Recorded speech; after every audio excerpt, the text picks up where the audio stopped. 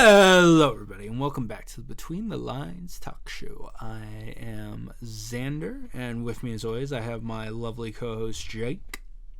'Tis I. And we also have Bruce. Hello. Hey, Bruce. So first off, let's do some life updates. Jake, you got any life stuff you want to bring up? Yeah, I could just, try and think of one. I mean, nothing really crazy's happened. I just found out it's a boy, that we're having a boy. I'm very excited. The gender reveal I did, I sent it to you guys in the chat, but I'll just verbally describe it. My wife and I have been watching Dexter. I've already seen the original show, but that was years and years ago, so I'm rewatching it. She's watching it for the first time. We love it. We're in love with the show. And I revealed the gender by playing the intro to Dexter, but instead of saying Dexter, it says Jack. And then that's going to be his name. And then instead of the actor's credits, it just says little things in Brazilian Portuguese for her. That, it was a nice time. It's great. The dog would not stop barking the entire video. Yeah, it was very sweet to watch. Bruce, any life updates with you? Not really anything significant at the moment. All right, cool. Things have just been kind of normal. Nice. As for me, updates on my trying to get out of the brain rot. I think I mentioned how I had an app that was blocking short form content. It has worked tremendously well. I'm kind of out of the addiction now. I'm like catching myself more. Unfortunately, to the dismay of my friends who will send me short video or shorts, and I'll be like, sorry, can't watch it.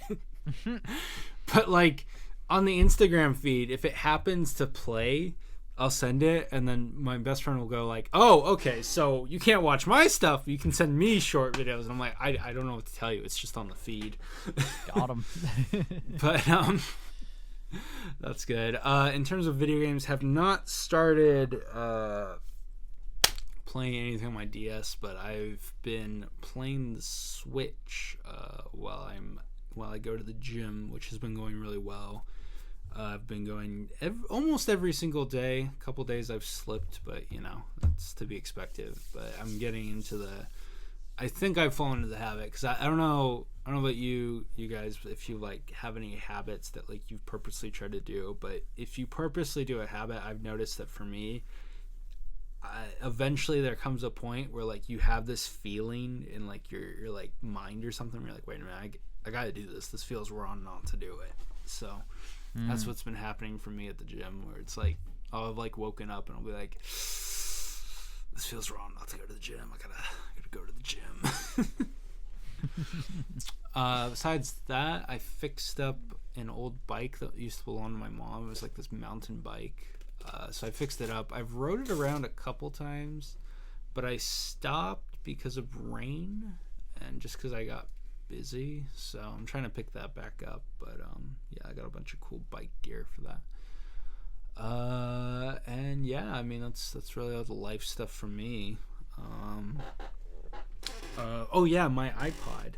I have been getting really deep into the iPod and have gone out of my way to buy hundreds and hundreds of albums and stuff. And interesting enough, I put a 128 SD card in there, and I loaded it up with tons of movies and stuff that I reformatted into the iPod format, which was really cool. And let's see if I can bring up the stuff. I think it says how many songs I have on here. If I go, can anyone guess how much 1,909 songs is in file size? 10 gigs. 10 gigs. It is. Jake, do you have a guess? 10,000 songs, you said? 1,909 songs. I'm gonna say 2.5 gigs. It is 41.02 gigabytes. That's crazy. Yeah. And then so I've been buying a bunch of CDs and then like ripping them to put on iTunes. And iTunes has been fun because you get to like you can kind of change up the album artwork if you want, or like make custom stuff. And I don't know, iTunes is a lot more bulky and like creative than I really gave it credit for or ever really like looked into. So it's been nice to go through it and like add all these albums and stuff. But I've also added movies, tons of movies, and with all that, with like, because I whenever I like dive into like these different like retro stuff, I always try to like make the most of it. So like if there's like a photos tab, I'll put photos in, or like movies and stuff like that. Haven't been able to figure out podcasts. I also don't really listen to many podcasts, so I might put the Universal Monsters podcast on there, but I have to figure it out. Put some free play archaeology in there. Oh yeah, I'll put that one in. By the way, did you guys know we could technically upload to the Apple Podcasts library or something like that? I don't think it costs anything. Bruh, I have tried to get Jake to upload the episodes to the podcast platform we're on, and he has not done it. He's done 4 episodes. Yeah, I still need to do that. That's like a whole thing. I even told him, send me the audio and I'll do it. I'll do it too. I mean, because I think there's Audible. I know there's Apple Podcasts, and then I don't know if whichever he one sends it to me to the thing I have screenplay archaeology on, it will populate all those. Oh, nice. Yeah, you know what? I think I'll start doing that. I got to go back and re-export all the audio. I guess, you know what? There's probably a service that'll just rip a YouTube video's audio. Oh, yeah. I mean, there's literally I use Downey 4. I think it only costs like $20, but it's been worth it, man. It's really nice. The problem is most of the free services don't do more than like a couple hours, and that's kind of where our podcast sits. I mean, I can literally just download the audios for you if you want, Jake, and then I'll just send them to you. Actually, yeah, just send it to him. Oh yeah, no, I'll send it to Bruce. Yeah. Okay, yeah, I can do that. Because it's like we put so much effort into those videos, and it's like we do. I mean, it's so fun. We get some views on Hot Quality, but I feel like if we just outreached a little bit more, we'd get more, and I think we deserve that. We definitely deserve a bigger audience. I mean, there's a niche market, and there's a lot of potential to really expand. Yeah. So, anyways, I've put tons of videos and stuff. I don't think it'll show me just how many, but I put it the original Scooby-Doo Where Are You TV show, and some other stuff. Anyways, with all of that, would you like to guess how much of... Huh? I was about to say, good choice. Oh, thank you. Would you like to guess just how much of the 128 gigabytes I've used up? I guess if you do some of the math, you'll be able to figure it out, but along with movies and stuff. Well, if you've already used 40 gigs of music, you said what's a total of 120? 128. 128. So I'm going to guess that you have cracked 100, just because you have movies and TV shows on there. It is 57.2 gigabytes free that I have left. So wow. Does that mean it? Yeah, I know. Yeah. And of some of the movies I've put on, I included, of course, monster movies, and I put all my favorite Universal Monster ones, and I also put one called A World of Universal Monsters, which was edited together by Jake Camara. Nah, bro. I threw it on there, yeah. Oh my god. With all its hilarity, God, we should talk about that for a little bit because I think that one's sure. We'll do that Let's go off, episode. But we'll do that a little bit later. But yeah, no, it's been fun using the iPod. Like I listen to it every day, and like I've really expanded because I used to growing up. I only really listened to video game music and a couple off things I like discovered. So I've just been like getting a lot of albums and stuff and really like expanding my my music thing. What are you guys? Do you guys have any favorite songs or bands or anything?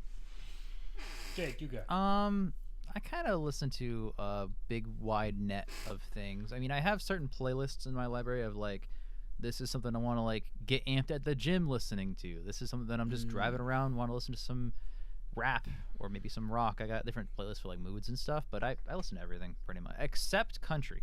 I do not like country.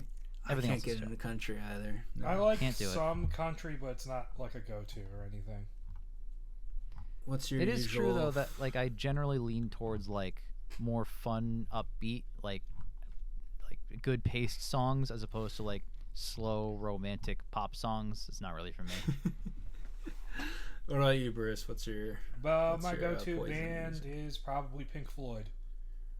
Oh, nice. I haven't listened to any Pink Floyd yet, so I specifically like their 70s stuff because like the early, like their first couple albums were like psychedelic 60s stuff, which isn't bad, but boy is it not my taste. And then and like the lyrics, all due respect to Sid Barrett, it's tragic how his life went, but his lyrics were fucking stupid a lot of the time. But Damn. and then after he had to leave because of mental health issues and all that, and they kicked him out of the band, they spent several years just making albums that were like not quite hitting it, like they're very mixed. And then they do metal.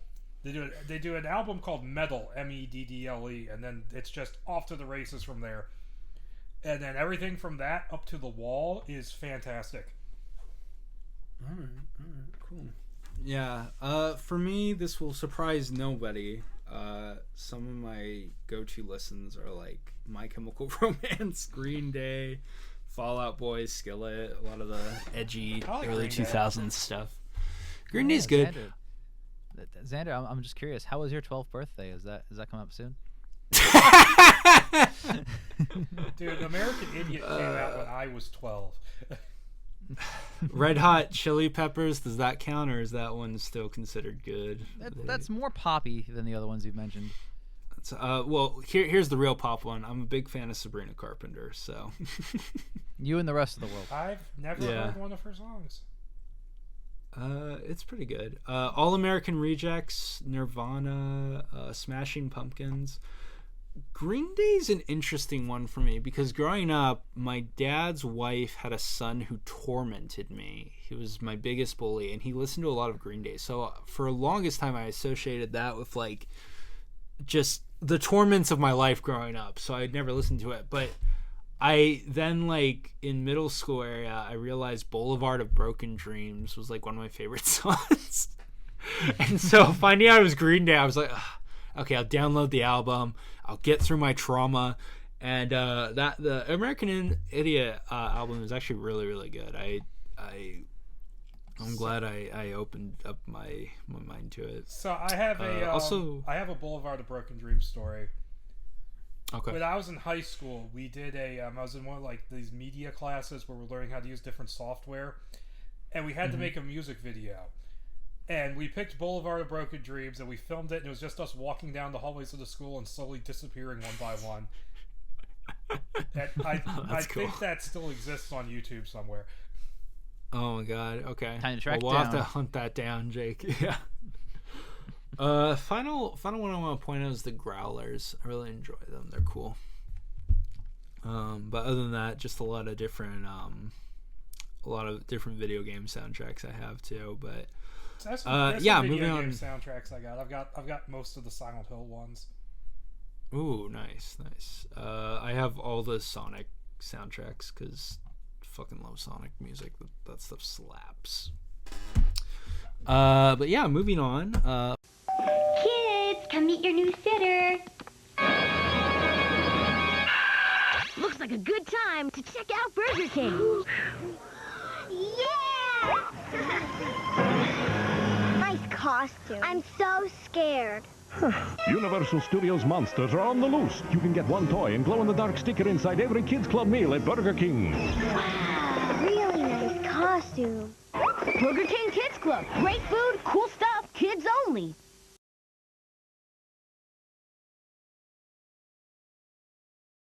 Projects we're working on. Does anyone want to update anything on projects? I mean, Bruce, are you interested in talking about it or no? I still can't, but I will say Okay. very, very close to being done. If we Hell weren't doing this yeah. today, I would be working on it right now. Damn, that's the immediate next thing on your agenda. That's great. I I think it's kind of a running gag that I always have a new book to pitch. So I'll just make that a staple of this show, that every time I guest on it, I'll pitch a new book. I had this idea for a book that I could only publish no sooner than 2034, and it would be called Superman BC. And basically, his ship, his like baby vessel, lands in caveman times, and he has to learn how to be the Superman for people in ancient prehistoric times. And yeah, that's kind of the pitch I had. I wrote one chapter, loved it, never went back to it. For me, I mean, I'm still thinking about different projects. At the moment, I've just kind of been focusing on trying to get my life back together. Cleaning up my house, again, working on better lifestyle habits, eating better and stuff. So I haven't really had a chance to go into anything. I mean, I think I'll just unfortunately announce it here. We're reshelving The Mummy, and I'm going back to the drawing board on that one. Sadly, I hate to admit Going back it, to the but Natron bath. Yeah. But yeah, it's just going nowhere. And then in terms of book writing, I've been writing a couple things. I don't know. Did we announce that book, Jake? Or did you still want to keep it under wraps for now? Under wraps, because I'm not even sure if I can properly make it. That thing I pitched last time, you mean? No, not that one. The one that we've been working one on page. with. Yeah. That's you can totally announce that. Yeah, okay. So the one-page horrors, if we did talk about it last month, then great. If not, it's just a bunch of different authors doing that. So I've been trying to add to that. I wrote 2 other things, pitched them to Jake. Jake enjoyed them, so that was good. Hell yeah. And then other than that, I tried writing one idea, and I got a little bit into it, and I was like, this is not panning out the way I thought it would. And I think I'm finally deciding that I'm gonna commit to writing that one pitch from the Dark Universe thing we were doing that I thought was really good. So yeah, I'll be going with that one. And then yeah, I mean that's about it. Nosferatu. So Nosferatu. No, that was Jake's pitch. Yeah, so. Do you remember popcorn for you? Was Jiffy Pop and Jiffy Pop was so much fun to do.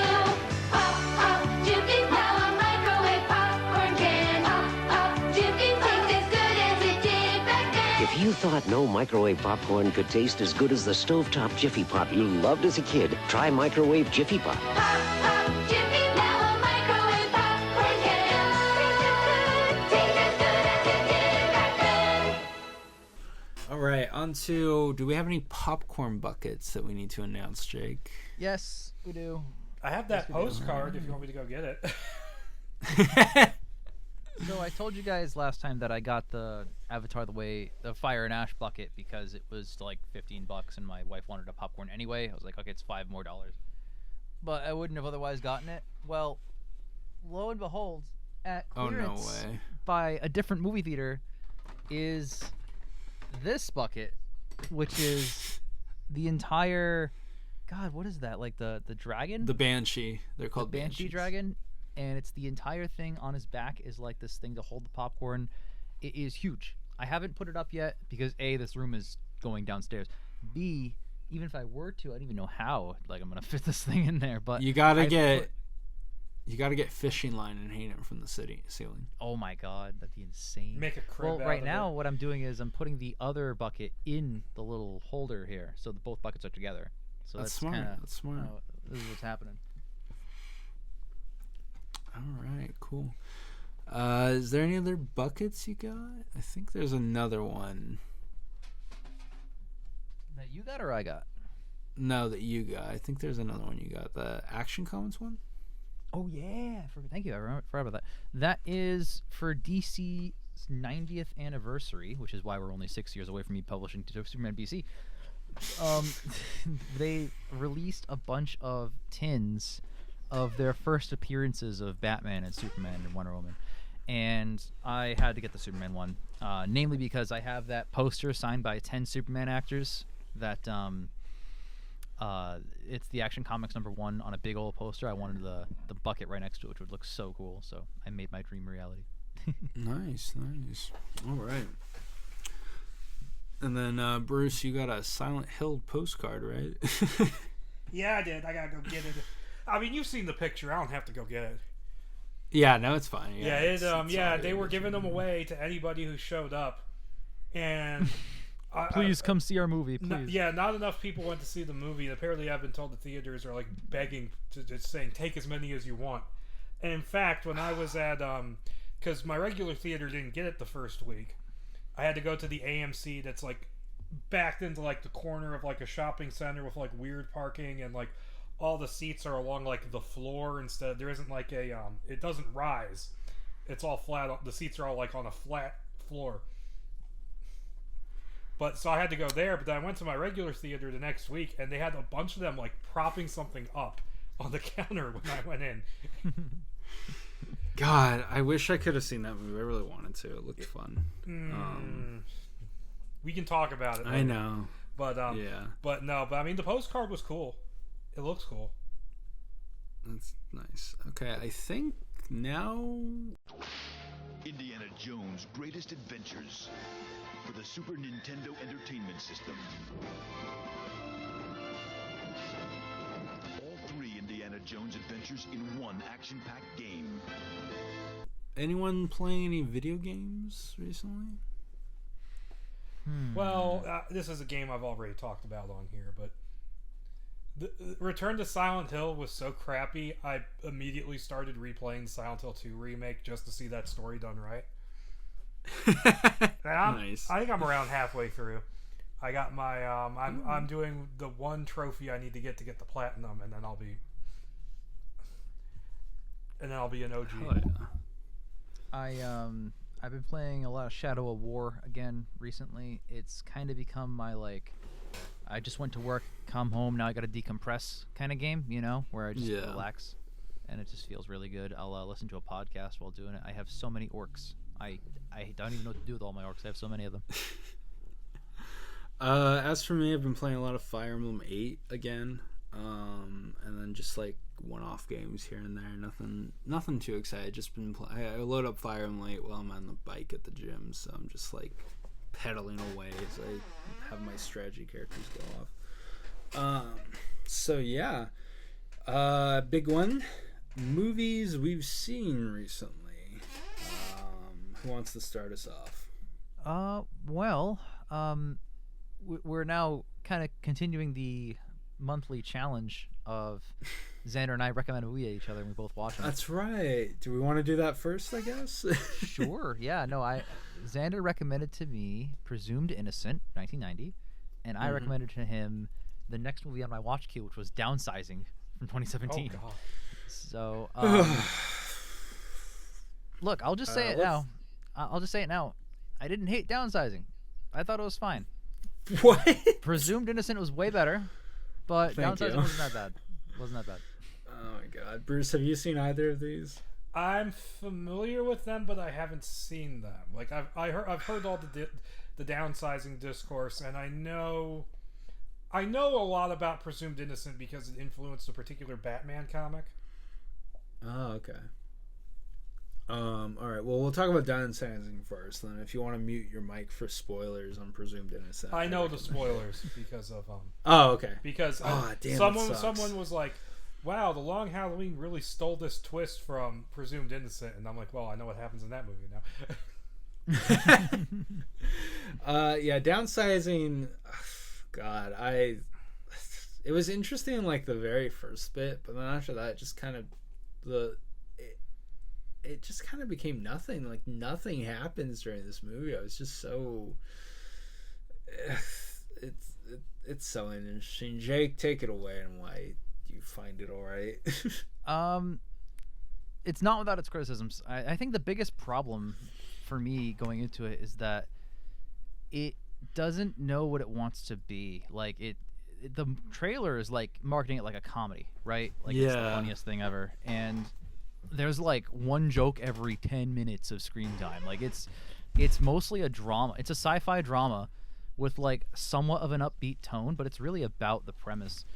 My biggest problem with it, like why it's not a really great movie, is it could have done so much more with the premise. That's what like I everybody actually says. really liked what it was doing. I liked the territory it went into, where like what are the moral, political, and legal consequences of doing something like this. It did lean in a little, and I liked seeing that fallout. But I think the movie should have focused on that Vietnamese character. I think Matt Damon, milk toast man with divorce problems, is like the least interesting part of his own movie. I think it should have been about her. You would have gotten like a 8 or a 9 out of 10 if you'd fucking shifted that around. You can keep the exact same premise, the exact same background scenes and everything. I mean, but, Hong, I think Hong the Chow's potential was here always for the movie. great. So Yeah. It was really I great. mean, I think the beginning part where all that discourse is happening is interesting, and then it just kind of stops using the fact that they're small much. It just kind of becomes a drama.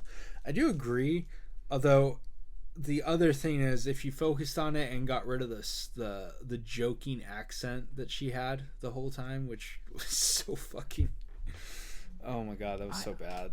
I don't think it was that bad. I mean, it's not like I don't think Vietnamese people found it offensive. I think because like the actress was talking, I was looking it up. I was like, is this offensive? Am I just not cluing in on this? But she's like, oh no, this is actually how my family who's Vietnamese speaks. This is how people around me. This is, so apparently, this is true. Her character has her own Wikipedia page. Oh wow. Yeah, for downsizing of all films. It's not based on anything. I'm like shocked that like the character was a big enough discussion to warrant that existing. But apparently it's not offensive. So I've heard that movie was like something Alexander Payne really, really wanted to do. Like it was something he had been trying to do for like a decade. And I like Alexander Payne. Oh, by the way, you know what famous blockbuster Alexander Payne had a hand in writing? What? Oh no. Jurassic Park 3. Oh wow. Whoa. That's the funniest thing. My biggest problem, I'm looking at the films he's done and seeing like at least the ones that I've seen anyway, is that he comes across as like really mostly like bland. Like there's not a lot of personality in his movies. Although The Holdovers is a notable exception. Holdovers That's is easily his excellent. best film. Holdovers is really good. I need to watch Sideways. I hear that's really good. I haven't seen it. All right. Presumed Innocent though. My God, what a really good movie. First off, just a really great court drama. I love everything that they go into that with the backstory and stuff. I love how all the characters like have different motivations and like they all kind of mix into each other, but it's like one person fucking over another person, but they're fucking over another person for another reason, and then you have the wife go in and stuff like that. And the twist with the wife is so out of left field, but like works so perfectly that I loved it. It was so good. Jake, what are your thoughts? Thought it was great. I thought it was really good. I think I gave it an 8 out of 10, 4 stars. The reason it's not like a 9 is because I think like the first act, kind of everything before he gets accused, is a little slow paced, could have used a little more from that. It's mostly just setting up things. But the courtroom stuff is like to die for. Like this is what courtroom movies can be. Oh, damn. Yeah.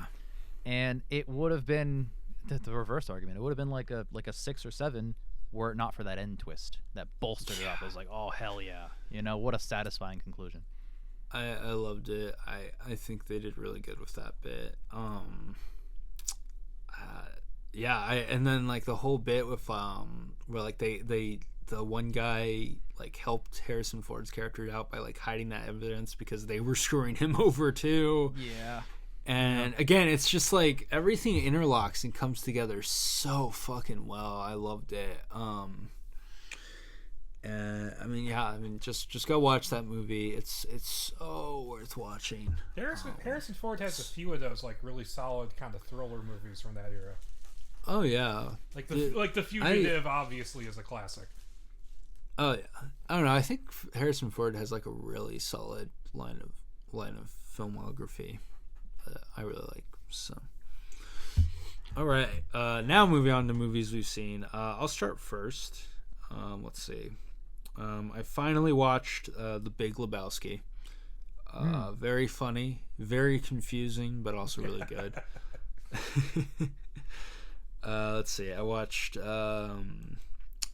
No Other Choice, Jake. I got to see it in theaters. Hey. I still haven't. That was a 5-star film and really good. Oh my god. Let's see. I watched that new SpongeBob movie. That was a trip and really weird. Let's see. Send Help was amazing. Really, really enjoyed it. Sam Raimi killed it, and if you haven't seen it, you need to see it. I finally got around to watching The Marvels. That was it's just a mid movie. I don't really think it deserves like all the hate it got. It was fine. It was alright. Yeah. I thought it was It was definitely not up to the best of the Marvel movies. It's probably like It's a maybe mid, like a but 6. I think it's okay. I think it's like a mid movie that's buoyed by like the 3 central performances are really, really good. Like it's really fun watching those characters, but the movie itself is just kind of whatever. Yeah. Villani brings the energy to the movie. Like she brought all the energy. It was really good. I know. I follow or her she on was really good on Letterboxd. So yeah, I mean it's like a 3-star in my opinion. Other than that, Iron Lung was surprisingly really good. And as many times as you jokers joked on it, I mean it made a killing at the box office, all things considered. I never joked. Jake was joking on it. Jake was memeing on it. Was I? Oh yeah. Well, because you picked it for that's a whole thing. The audience would never get it, but it was picked for our what was it like a fantasy box office, which we still need to re-roll and do. Yeah, we need to do that. It was picked for a fantasy box office where we were like, oh, we all pick a film or a few films that will make the most money this year, and someone picked Iron Lung, and this is a year that includes Avengers: Doomsday and Dune 3. And like, you know what? Maybe on accident, Markiplier has like $2 billion potential. I don't know, but I highly doubt it. But it was successful. It was very successful. I liked for what it. was. Yeah, it was good. I liked it. It was a pretty good movie. It just I developed like a splitting headache in the middle of seeing it, so I completely lost track of what the fuck was going on by the time the movie was over. And I'm so upset. And there's moments where he'll bring up the pictures and say, "Oh, this thing is in the picture," and I'm like, "I didn't see that at all, dude. What are you talking about?"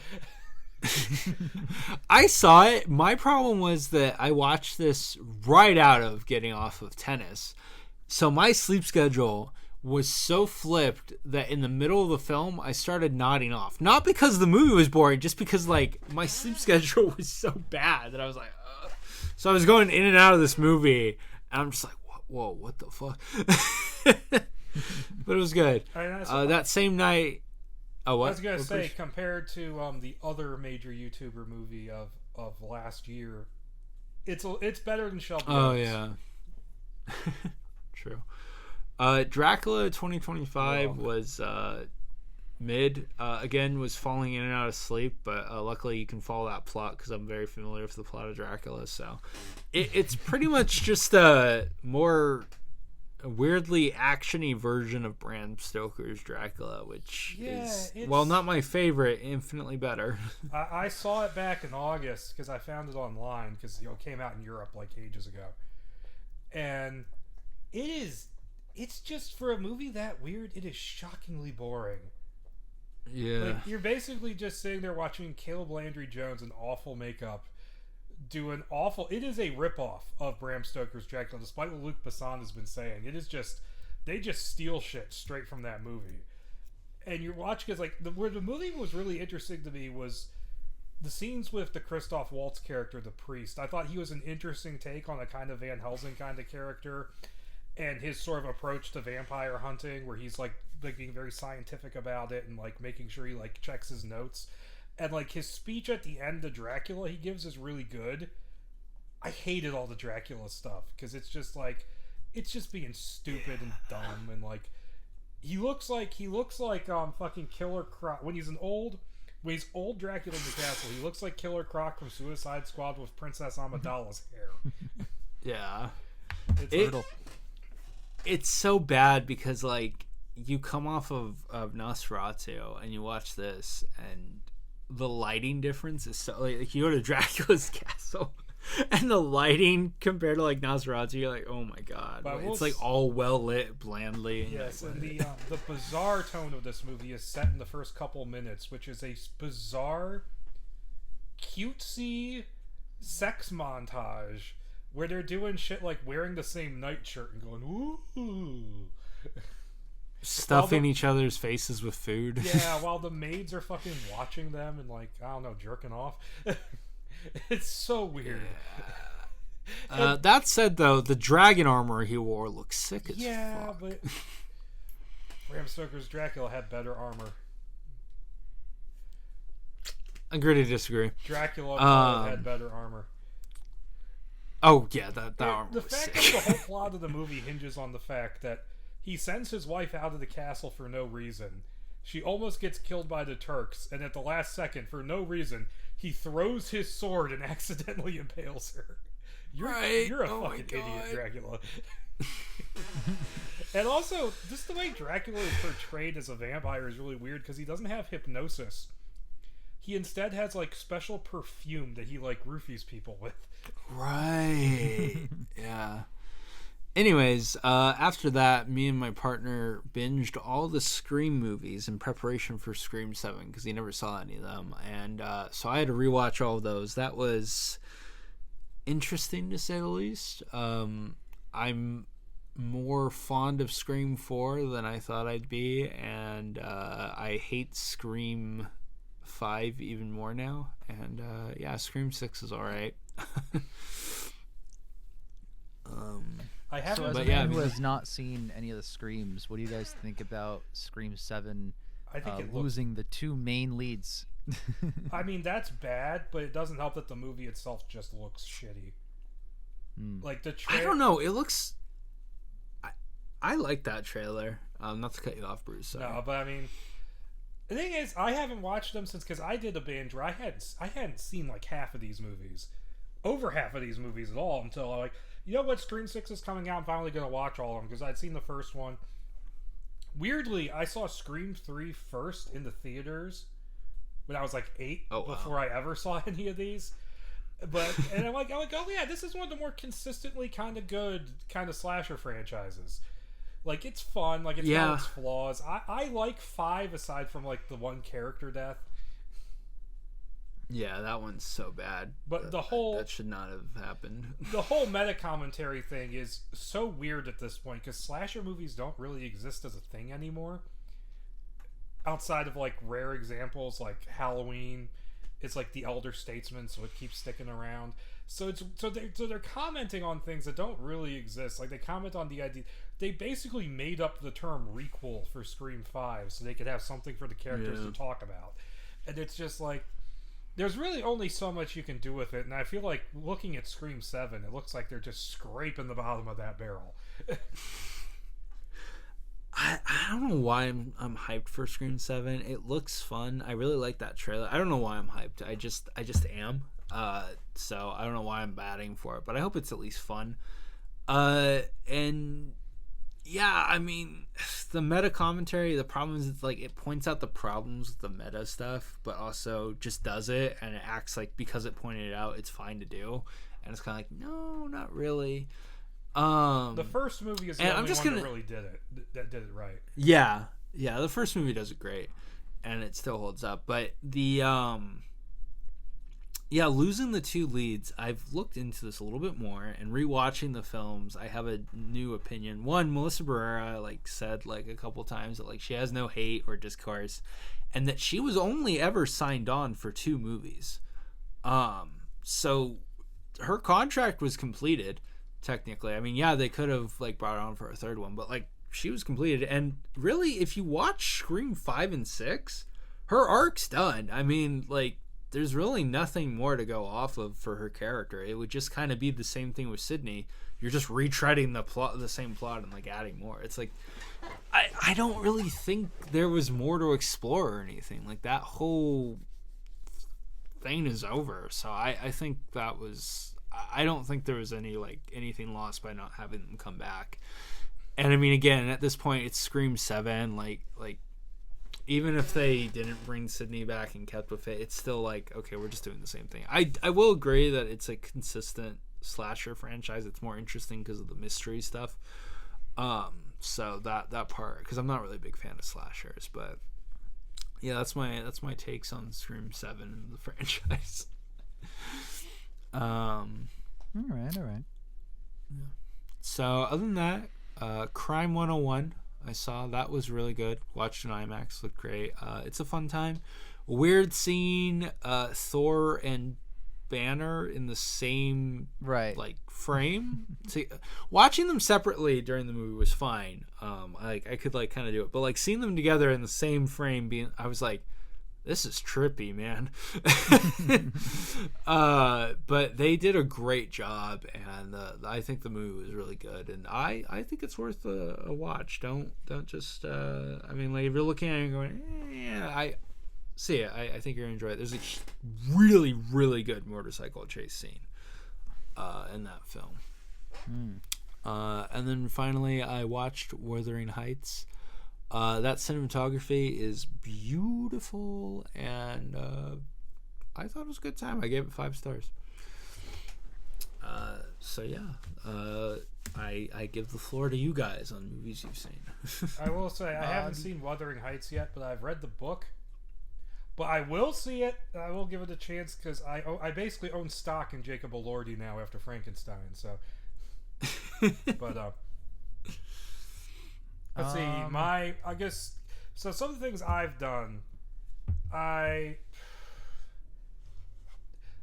bought the new 4K set of the Nightmare on Elm Street movies with Christmas money, and revisiting those, that was a lot of fun. Those are mostly some of the higher end good slasher movies. Really creative stuff going on in them. They kind of fall off a cliff once you get to like 5 and 6 because they just get stupid. But there's good stuff in there. They're worth checking out.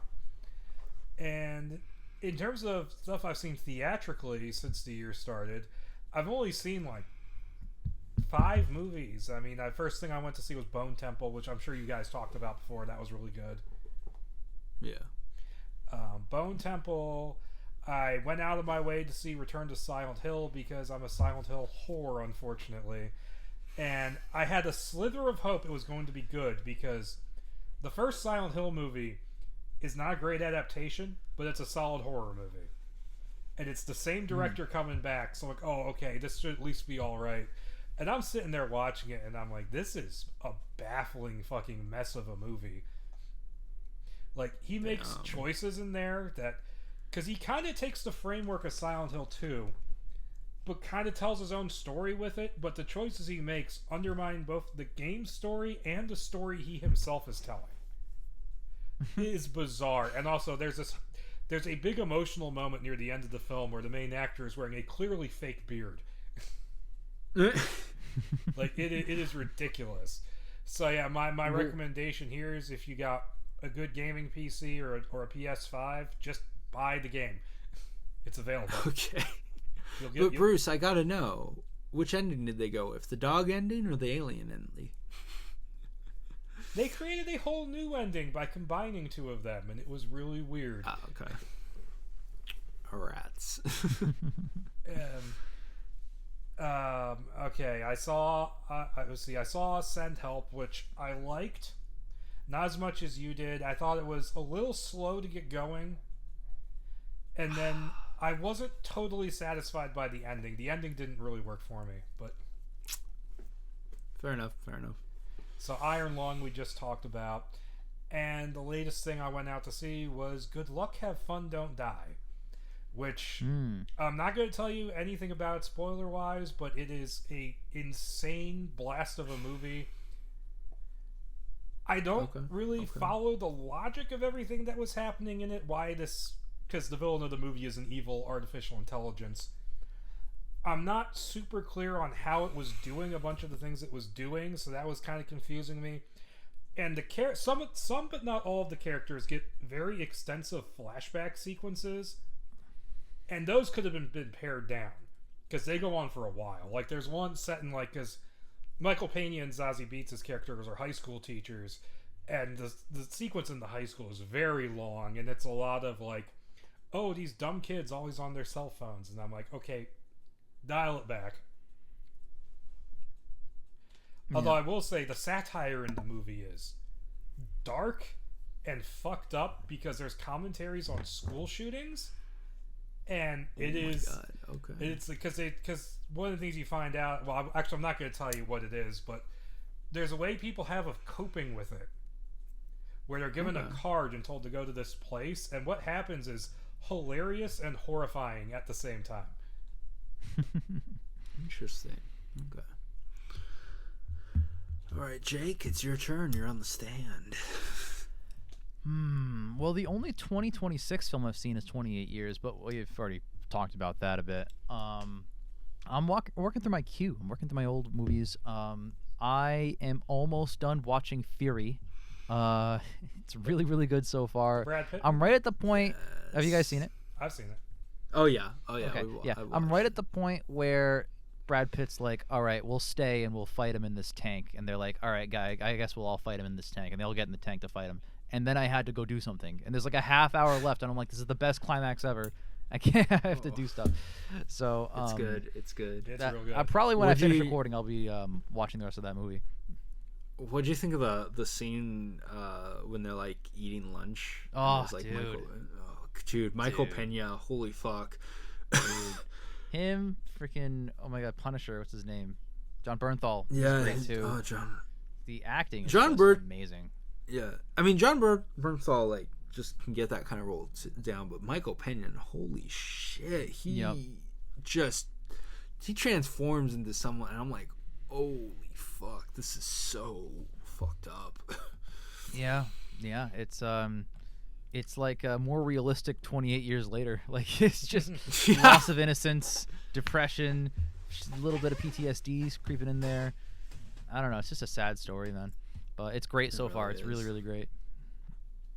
Other movies I've seen as of recent. Well, this is gonna segue into our bigger topic here. But since getting on Letterboxd, I'm trying to go back through and like log and like rate and retitle all of the films that I've at least seen. Like I can think of what I think of them. Like if I've seen a movie like 15 years ago, right, it's kind of hard to conjure like what my thoughts on it are, you know. But I can't think of anything terribly recent I watched besides the two we talked about and most of Fury. Oh, that's fair. Watching a lot of Dexter. It's not a movie. I've been slacking, but I have been trying to get through all the Oscar nominees. Oh yeah, I'm almost done with that. I got 4 left. You got 4 left. I've got like 9. I have 2 animated films left. I don't watch the documentaries. I don't care about that. Yeah. And there's a few other with like one-off nominations that like were not important enough to get any other nominations. So. Yeah, I've got all the animated nominees are on the list. I tried to watch Searat, but the site it was on kind of fucked up on me when I did, so I got that one. I've got the random visual effects nominee, The Lost Bus. Oh, I watched that. Yeah, it's not that bad, but like it's super generic. It's a Greengrass movie. I know what to expect. But and also I have the two makeup nominees. I watched Ugly Stepsister. That was really good. That was a great movie. Ugly Stepsister and the 3-hour Japanese movie. That's the one I haven't seen. Okay, so I haven't seen Voice of Hind Rahab, Arco, Zootopia 2, Kokuho, which is that 3-hour Japanese movie. See, I'm not doing the voice one because I don't really feel like taking the extra time to fill out one category. Well, because you know it's not going to win. Like there's 2 other international nominees that are nominated for Best Picture. Like, dude, do you think Voice of Whatever's winning over those 2? Of course not. Zootopia 2 was fun. I enjoyed that one. I think it just hit digital. I think my wife and I are going to watch it soon. Zootopia. That's going to be a weird one to watch because I haven't seen Zootopia. And you may as well watch Zootopia 1. It's fun. It's a good one. I like it. Something big is coming to McDonald's. Something of such enormous proportions. It could only be called the Jurassic Park Extra Value Meal. Okay, let's eat! An enormously juicy triple cheeseburger with fries and a medium drink in one of 6 free Jurassic Park collector cups. The Jurassic Park Extra Value Meal. A dino-sized value for a dino-sized appetite. Hey, where's mine? What you want is what you get at McDonald's today. All right. Segueing on to other movies, A World of Universal Monsters. Jake, would Oh you my like God. to introduce us to this?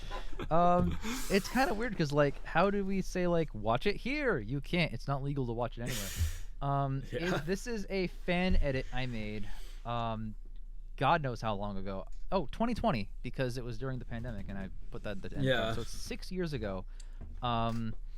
This is me going through. I had all the Blu-ray copies of all the films at that point, and I went through all of them, and I took them all and edited them down into, I forget how long, but like a 90-minute-ish film that my goal with was trying to resolve the retcons if you're considering them as one big story. So I was like, okay, I'll take the excess of footage here and cut it down to make the Frankenstein, Wolfman, Dracula story one big cohesive thing, starting with 1931 and ending with select scenes from Abbott and Costello.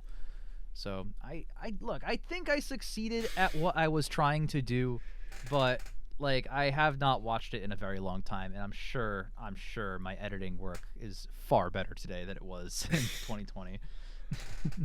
I watched it last year when you sent me the file, and it was interesting.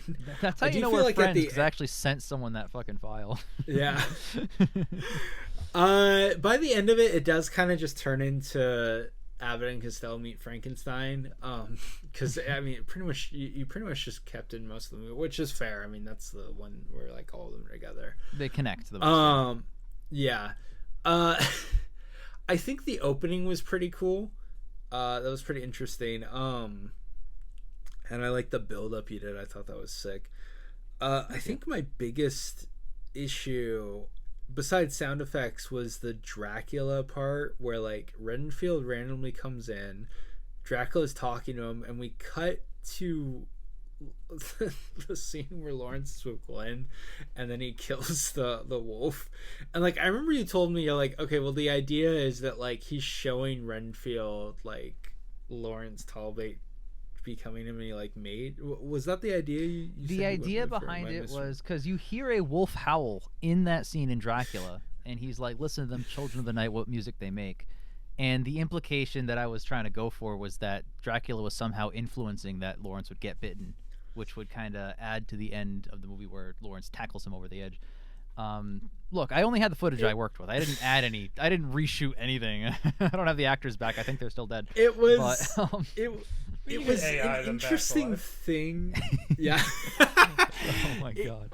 It was an interesting bit. The problem I had with it was, well, one, the whole idea of like, oh, it's destiny, that they were always meant to be intertwined.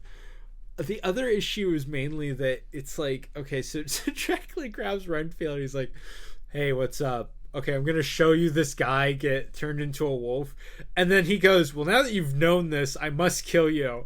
And he's like, no, wait, don't kill me. And it's just like kind of funny because he's like, all right, come over to my castle, Renfield. I'm going to show you this and then kill you because you shouldn't know this. And I'm like, what the fuck? I was really searching for a better line where it's like I was stalling or some line that like gave some reason, but all I have is the now that you have learned what you have learned line. I'm like, all right, well, whatever. I liked the bit that you showed where it was like when Mrs. Frankenstein like is like, oh, there's a thing of death, and like Dracula's standing. I was like, oh, okay, that's cool. Yeah, that fit really well. I think that the biggest issue is I feel like the pacing could have been done a little bit better, and I honestly, it's an interesting like challenge to tackle, which I kind of want to tackle myself and kind of like use yours as like a framework for the bases. It's a surprisingly difficult beast to get the pacing right when you're like aggregating bits of acts of other movies together, right? Because they all have the similar style of climax. So like, Yeah. if you watch the movie and like write down what happens, you're like, okay, well the whole town explodes every 10 minutes, right? Like it's kind of difficult to. Admittedly, I did breeze past some of those like intermittent sequels to like get to the main stuff faster, but there's only so much you can do. Yeah. I think there's a way to do it. Like it's probably like a big super cut. I think I could do it. I did a super cut of Wolfman, which was just kind of like pouring things together.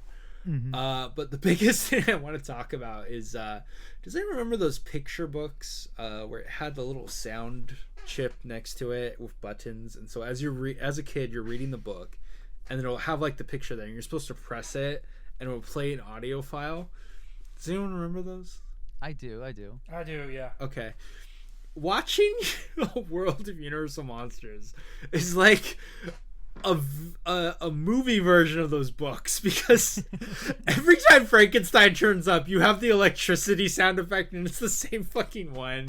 Yes. Every time the Wolfman transforms, you put the audio of Talbot transforming from 2010.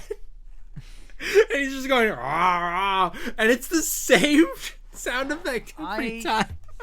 Yeah, the Wolfman stuff is indefensible. The Frankenstein stuff, you would be surprised, at least in 2020, how difficult it was to find different electricity sound effects. There's like 10.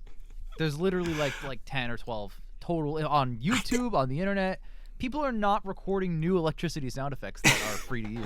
So I'm sitting there like, first time, well, if I want to be consistent, if I want to be consistent with them and I want to keep this electricity theme going, I gotta put it in all the time. I don't really have a choice. I may as well. I don't do think it or you not. needed it for every single one, because I'd be like, every time he shows up, it's electricity. I'm like, why is this here? Yeah. No, I really feel like that idea would have benefited had I had more options of like different, just literally different electricity sounds. Just literally different. I ones will. would have been fine. I will say it was pretty chilling when you did the montage of the monster killing people, especially that one where it's like whoosh, with the shadow. That Yes. was like, oh, that was actually pretty dark. I was actually chilled kind of. So you did really good on that part. Thank you. I was proud of that. I removed a couple frames because there's one movie, I forget which one. It's the Frankenstein movie where the shadow implies what happens, and you see Frankenstein slowly walk up behind someone. He's like a stealth master, and then his karate chop hand goes straight up in the air like Buzz Lightyear, and then slowly comes down on the guy's neck, and the guy drops dead like you hit the off button on his whole body. Yeah. And I'm like, dude, that's so... Yeah, it's James Bond.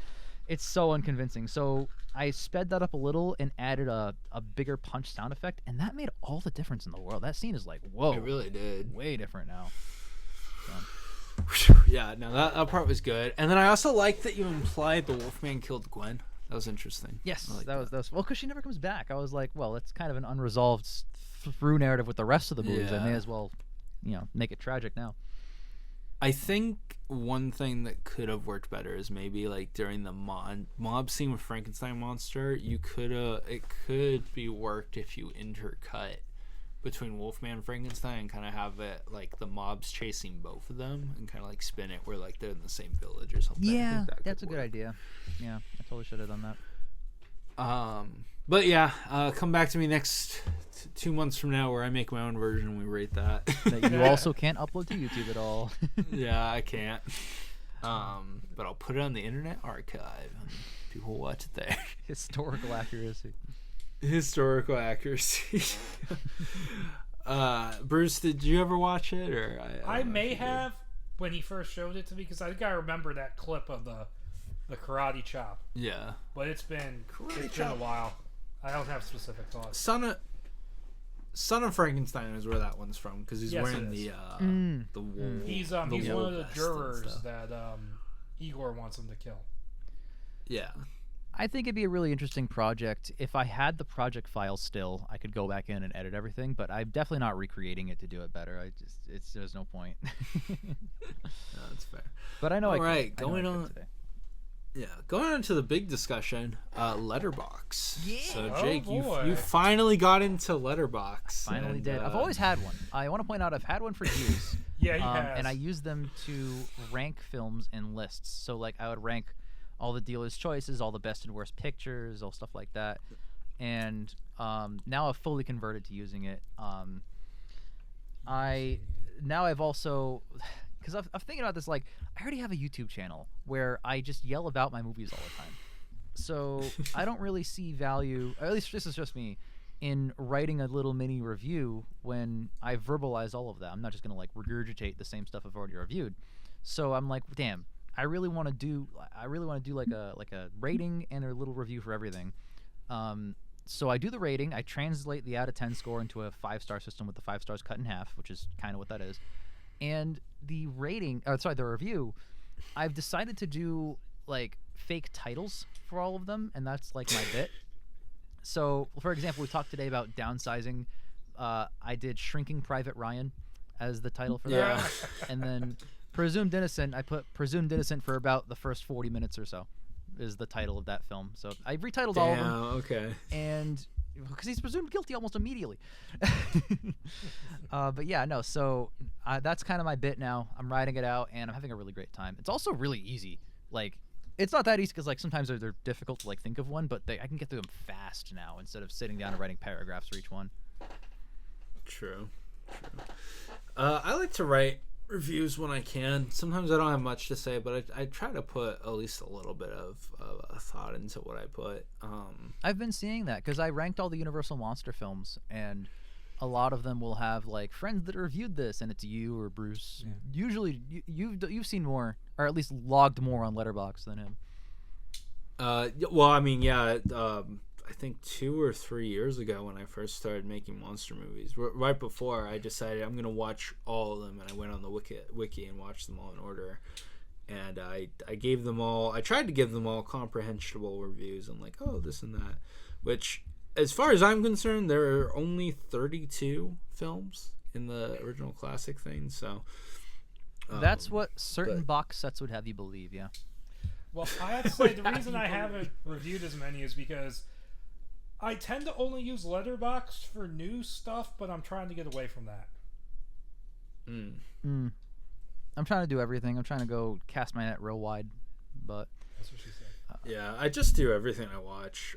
The funny thing is I have a list called Old Movies I Saw in Theaters, and it's kind of funny because this list has kind of gotten to a point where, like, old movies I've seen in theaters were movies that I saw when they released, and now I'm like, well, wait a minute. Yeah, right. So Xander, you said there's 31 classics. Have you watched 32? 32. What about the remakes? How many of those do you think you've logged as a review? The only remakes I haven't seen are that random... you guys said it was like the 90s Dracula? 70s. 1979. Yeah, okay. That Dracula I've never seen, and then I think that's it. I don't think there's any other ones that I've never seen, because I've seen all the Blumhouse. I watched Scorpion King a long time ago, but I don't consider that part of the Universal Monster lineup. So which one? I don't care what you say, Jake. Which one? The Scorpion King films. Oh my God. Yeah, no, they're part of the canon, unfortunately. I don't consider it part of the canon. We need to get you to watch 79. We can make an UMP episode about that movie specifically. That'll be interesting. Yeah. That would be a crazy UMP episode. I haven't seen that since the commentary, like going on almost 10 years now. God. Wow. My caption for it was Perm Stoker's Dracula. That's what I called it. Yeah, I think that's the only one I've never seen, and I don't care how many times Jake makes the argument the Scorpion King sequels are not part of the lineup as far as I'm concerned. Besides that, I've seen Mummy Returns, and then Tomb of the Dragon Emperor, which I don't care about in lists. Dracula Untold I saw, Van Helsing, Abigail, Invisible Man, Renfield, Mummy 2017, Last Voyage of the Demeter, Wolfman 2010, and then Wolfman 2025, Invisible Man 2020, and then as extra credit, Guillermo del Toro's Frankenstein, Shape of Water, Lisa Frankenstein, Nosferatu, Am I missing any films, gentlemen, in terms of the remake era? I don't believe so. Let me check. I mean,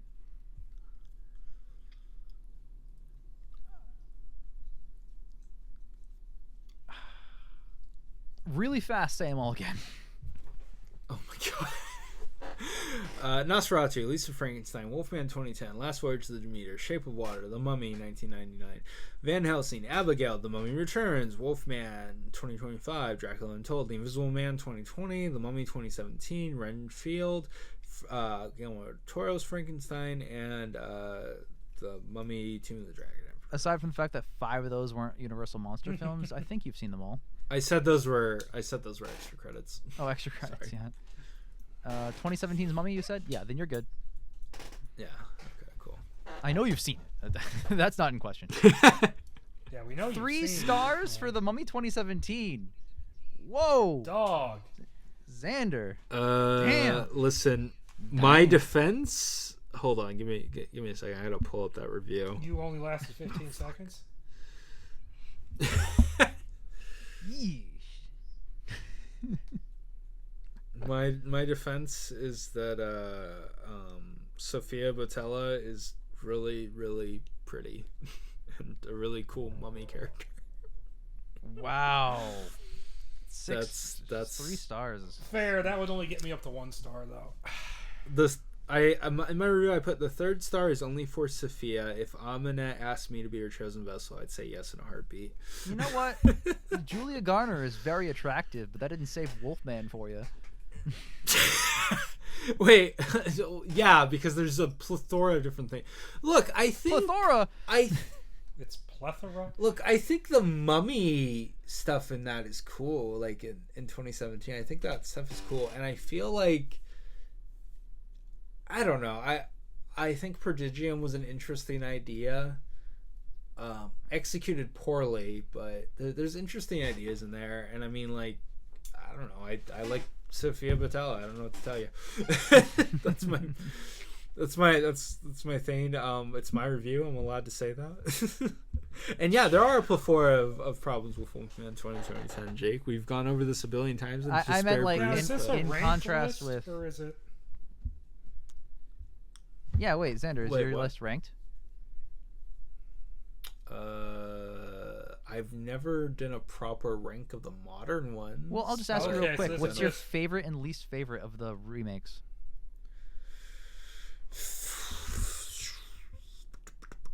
Well, I'm not Renfield allowed to does know. track as his least favorite. Oh yeah. Oh my god. I would rather watch 2025 Wolfman than rewatch Renfield. I just find it funny that Del Toro's Frankenstein is way at the bottom of the list. No. That list isn't ranked. It's just it's not ranked. Okay. You can tell because there's no numbers underneath. Every time I rank something, I have the numbers. So wait, but Xander, no, you it's haven't not. seen the first Scorpion King, right? No, I watched it when You I was a did? kid. Would Yeah, you put once that as a above kid. Renfield? I don't consider it part of the lineup. So no. Well, do you consider Lisa Frankenstein part of the lineup? Yeah, I mean, okay, for me personally, I do consider like Nosferatu 2024, Lisa Frankenstein, Shape of Water, just because like they invoke so much of the spirit of Universal Monsters and like just really delve into like a monster movie. Scorpion King's a fucking adventure film spin-off like series. It's a Conan knockoff.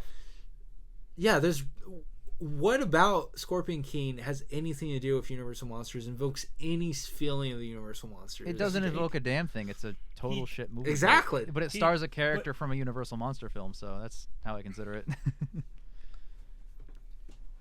Okay, I don't give a fuck. we only, let's be honest, we only include Abigail based on a technicality anyes. Yeah. Well, because Yeah, the marketing exactly. leading up to that film, it was going to be a Dracula's Daughter remake, and they kind of soft pivoted. I guess. I don't know. Favorite remake?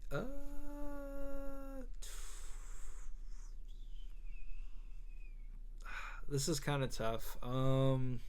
I figure you would have like Demeter or something. Oh yeah, that's right. I can't put Demeter. Ooh. Mine is like a 3-way tie Between Mummy 99, Demeter, and Invisible Man. I got Invisible Man and Van Helsing as my two favorites. We know Van Helsing is your favorite. Yeah, it's the crown jewel. Okay, I have to be honest. I think it's Wolfman 2010. That's those expected werewolf scenes behavior. are so fucking epic, man. Expected behavior. Oh, they're so good.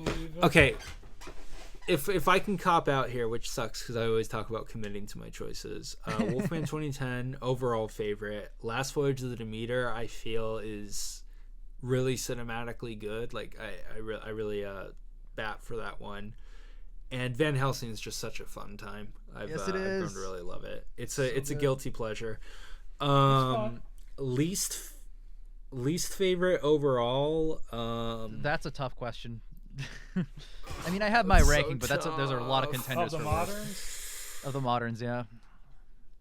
Oh, that's easy. Mummy 2017. No, because I'm counting the Scorpion King sequels. Oh, yeah, I haven't seen all of those.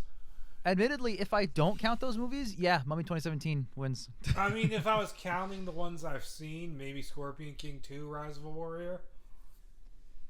Scorpion King 4 is the worst of them. I haven't seen 4. Good. 2017 gets saved by Sofia Boutella. I think she played a really cool, great mummy character that was just kind of fun to watch. If that character was in any other movie, I think it would have worked really well. She did her best. I disagree it was saved in any way. She's not in it enough to save Renfield is just awful, but those recreation scenes were really cool. They were so funny. I don't know. I thought they were really cool. Invisible Man. Honestly, I can't really outright say it's awful because if it had a different title, I think it's good. I think there's problems, but I think I hate Wolfman 2025 more. Of course you do. So I'm gonna call that one the worst. Yeah. I would have been shocked if you hated Wolfman less than you hate Invisible Man. I hate both those films a lot, but there's some cool bits in Invisible Man. This is why 2020 will never that- get screeners. Yep. They just shit on too many films. Because I refuse to like 2020's Invisible Man. The day I do that is the day we fucking pop off. Yeah. I mean, we could talk about our rankings of the 32 classic films, but I feel like that's better saved for to be honest. Yeah, I'd have to actually make that ranking because that's hard. Right. I'll give you guys time. Here- Another episode we can delve into that. I have my whole list already. It's locked and loaded. What we can talk about is that Letterboxd lets you put up to your top 4 favorite films, which I always found interesting. So, did we want to quickly go over what we put as our top 4 of all time? I have something to say on this. I had a top 10 of all time, which makes it intuitive. I can just put the top 4 on there. But while doing the best and worst pictures podcast, Matrix. 4 Matrixes, baby. While doing the podcast, we're watching all the best picture winners. Like, some of those films are like the greatest things ever shot, right? So now I'm like kind of second guessing myself. Like, One Flew Over the Cuckoo's Nest is probably gonna be on there, you know. So I've put the 3 films that I know will still be my top 3 films as my 3, and I have a blank space for a 4th, and I'll write your name. Yeah, I noticed that. Yeah, so I have The Matrix, The Truman Show, and Memento are my 3 favorite films of all time. And we'll see what the 4th becomes. I love how your top 2 films of all time are both movies about people living in a simulation. Yeah. Do you People want to have give a pointed little that out backstory to why? People have pointed that out to me before. The reality is, aside from that sentence, they could not be more different of films. True. Well, do you want to talk about why those are your favorite 3? Jake, I'll get just into it a little bit. I blurb? mean, The Matrix is the best movie of all time, just ever. It does the most. It is the most. It's perfect. The Truman Show is one of the greatest things ever made. It's got so much to say about like people and society and culture and how we treat icons and whether they want to be treated that way or not. And it's got like by the end of the film, you're like, wow, this is saying something about like all of society at once. Like there's so much, and it's a big epic romance in the middle of it, which is crazy that it even pulls that off effectively, but it does. So it's, in my mind, it's perfect. And then Memento is still Nolan's best film. Dark Knight's a close second, but this just hits the hardest. It's one of the most revolutionary, out of order movies ever made. This is the definition of like breaking every screenwriting rule in your screenwriting class and getting an A+. This is that. So in fact, there's in Save the Cat, that famous screenwriting book, the author shits on Memento multiple times. I'm sure he does. He doesn't know what's good. He's also dead. All right, Bruce. So what's your top 4? So my top 4 are kind of arbitrary. Like, they're not like in any specific order or anything, and I could easily change some of these out if I wanted to. But I started with The Thing, the 1982 remake. It's just an incredible, perfect horror movie from beginning to end. Really nothing negative to say about it. Extremely very well respectable done. choice. Yep. Number 2, I had to put in a Universal Monster representation here, so I picked, at this particular instance, I picked Bride of Frankenstein. I used to be really, really vehement that the first Frankenstein was the better movie, but just over the years, this one's kind of won me over in a lot of ways. Like, it still has weird things in it, like the fucking scene with the tiny people in jars, and like the really hammy intro with Lord Byron and Mary Shelley, where it's like, what are we even doing here? But the bulk of the movie is just so good, and so it's such a great tonal balance of like funny and just really good drama. Yeah. And my number 3 is The Big Lebowski. I think it's one of the most perfect comedy movies ever made. There's so many layers to all the jokes. There's so much stuff you'll pick up on multiple viewings, and it's just hilarious. I can't make another argument for it because it's a comedy. Yeah, fair enough. Can't blame you there. And then number 4, I think I put this one in here because we had just done the Indiana Jones discussion. I put in Last Crusade, peak Indiana Jones. Okay. Hell yeah. It's Raiders. I'm a Raiders guy. Raiders. Xander, correct opinions. But Crusade is easily the second for me. But Crusade, it's that chemistry between Harrison Ford and Sean Connery that makes the movie so great. So well done. Imagine not enjoying Temple of Doom. I enjoyed it. I enjoyed it. Temple of Doom is my third favorite. But it's my second favorite. But like the original 3 movies are all 5-star films to me. So fair. That's fair. I can agree to that. And that's also, okay. it is. I am more of a fan of this era of Sean Connery growing up than I am of James Bond Connery. Not that he isn't a great James Bond, but the old man Connery, where he had his big comeback, that was the Connery I kind of grew up with. Between this and The Untouchables and The Rock, like, that's just such a great era of his movies. Hunt for Red October is a banger. Oh yeah, that one's good. Classic. As for me, I think I've talked about these films multiple times on the show and stuff, but I'll go from 4 to 1. 4 is Toy Story. Childhood favorite. Pixar's very first animated film. I think, correct me if I'm wrong, I think it literally is the reason why 3D animation popped off. Or anything, because they're big. It is the first. The first one influenced a lot of stuff. Yeah. So I mean, there's that, and then I think it's just a great story. I mean, Tim Allen, Tom Hanks. It's great. As a kid, I apparently rewatched the VHS back to back. So yeah, and I think it still holds up great these days. Number 3, Predator, best slasher movie of all time. One of the coolest monsters ever with the outro and everything. Arnold Schwarzenegger is fucking awesome in this movie. We've already talked about this movie a ton of times. Number 2, Terminator 2, Judgment Day. Again, I think it's the greatest action movie of all time. I think its commentaries on like destiny and like fate and stuff are interesting, and then also just like the kind of layeredness on the morality of killing and stuff is really, really explored on this. I think it's really interesting, especially that one scene where like John Connor is just like, you can't kill people just because, and he's like, why? And he's like, because you can't. Why? I think it's just really really good. I don't know. I mean, like, it's kind of funny in that, but I also think it's like there's like a deeper bit. No, it is. That, They're mixing the two tones. And I like it. I think it's great. And I mean, I don't know what is there to say about Terminator 2 that hasn't been said before. Mm-hmm. And then finally, the greatest movie of all time ever made in the history of history, Wolfman 1941. I've talked about that movie a bajillion times. So what? I think I don't think that's any surprise to anyone. Nope. Not even a little. That's great. No. All right, so that's our top 4.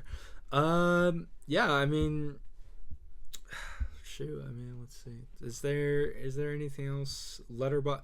Oh yeah. Do we want to, Bruce? Do we want to grill Jake on the star system? How the app is supposed to work? We can do that. Yeah, yeah, Bruce. How about you start us off? Let's go. Letting me start it off or him start it off? No, Bruce. Start us off. Start us off. Oh, so I have to explain the situation here. Yeah. So Jake is a stubborn bitch. No, kidding. No. So Jake, now he's actually started reviewing movies on Letterboxd, has decided that the system Letterboxd gives of 0.5 star to 5 stars is not nuanced enough for him. He needs to have the 0-star rating. So he just doesn't rate movies that he would give a 0 star to. And I'm going to give my argument. You're not participating in the app properly if you're not using it properly. You're not contributing to the average, so you shouldn't rate anything. Okay. Xander? I want to counter. Can I come out swinging? So come on, swing. I am not participating in your words for 1/11th of all films that I rate and review, and also, more importantly, what does the heart mean? It's all subjective. The whole rating system is subjective. People have different interpretations of what the rating system should be used for in any situation. I mean, Xander's out here throwing 6 out of 10 to The Mummy, 3 stars. I don't know what's going on. So my point is, you've had that debate. Let's not go there. My point is, the rating system is always going to be subjective. But the real answer here is I need the ability to give a movie nothing at all. Like, I refuse to round up to a 0.5 star for a film that I genuinely think does nothing good. I can't even give it that. I would rather give it nothing. And if you want to say, oh, you're not contributing, then to that I say that's Letterboxd's problem. It's their fault. They should fix that. And if you want to go by the definition of like, oh, I didn't rate it at all, yeah, well, if you don't have anything nice to say, I guess Letterboxd makes you say nothing at all. So that's my rebuttal. Because a 0.5 star rating is saying something nice.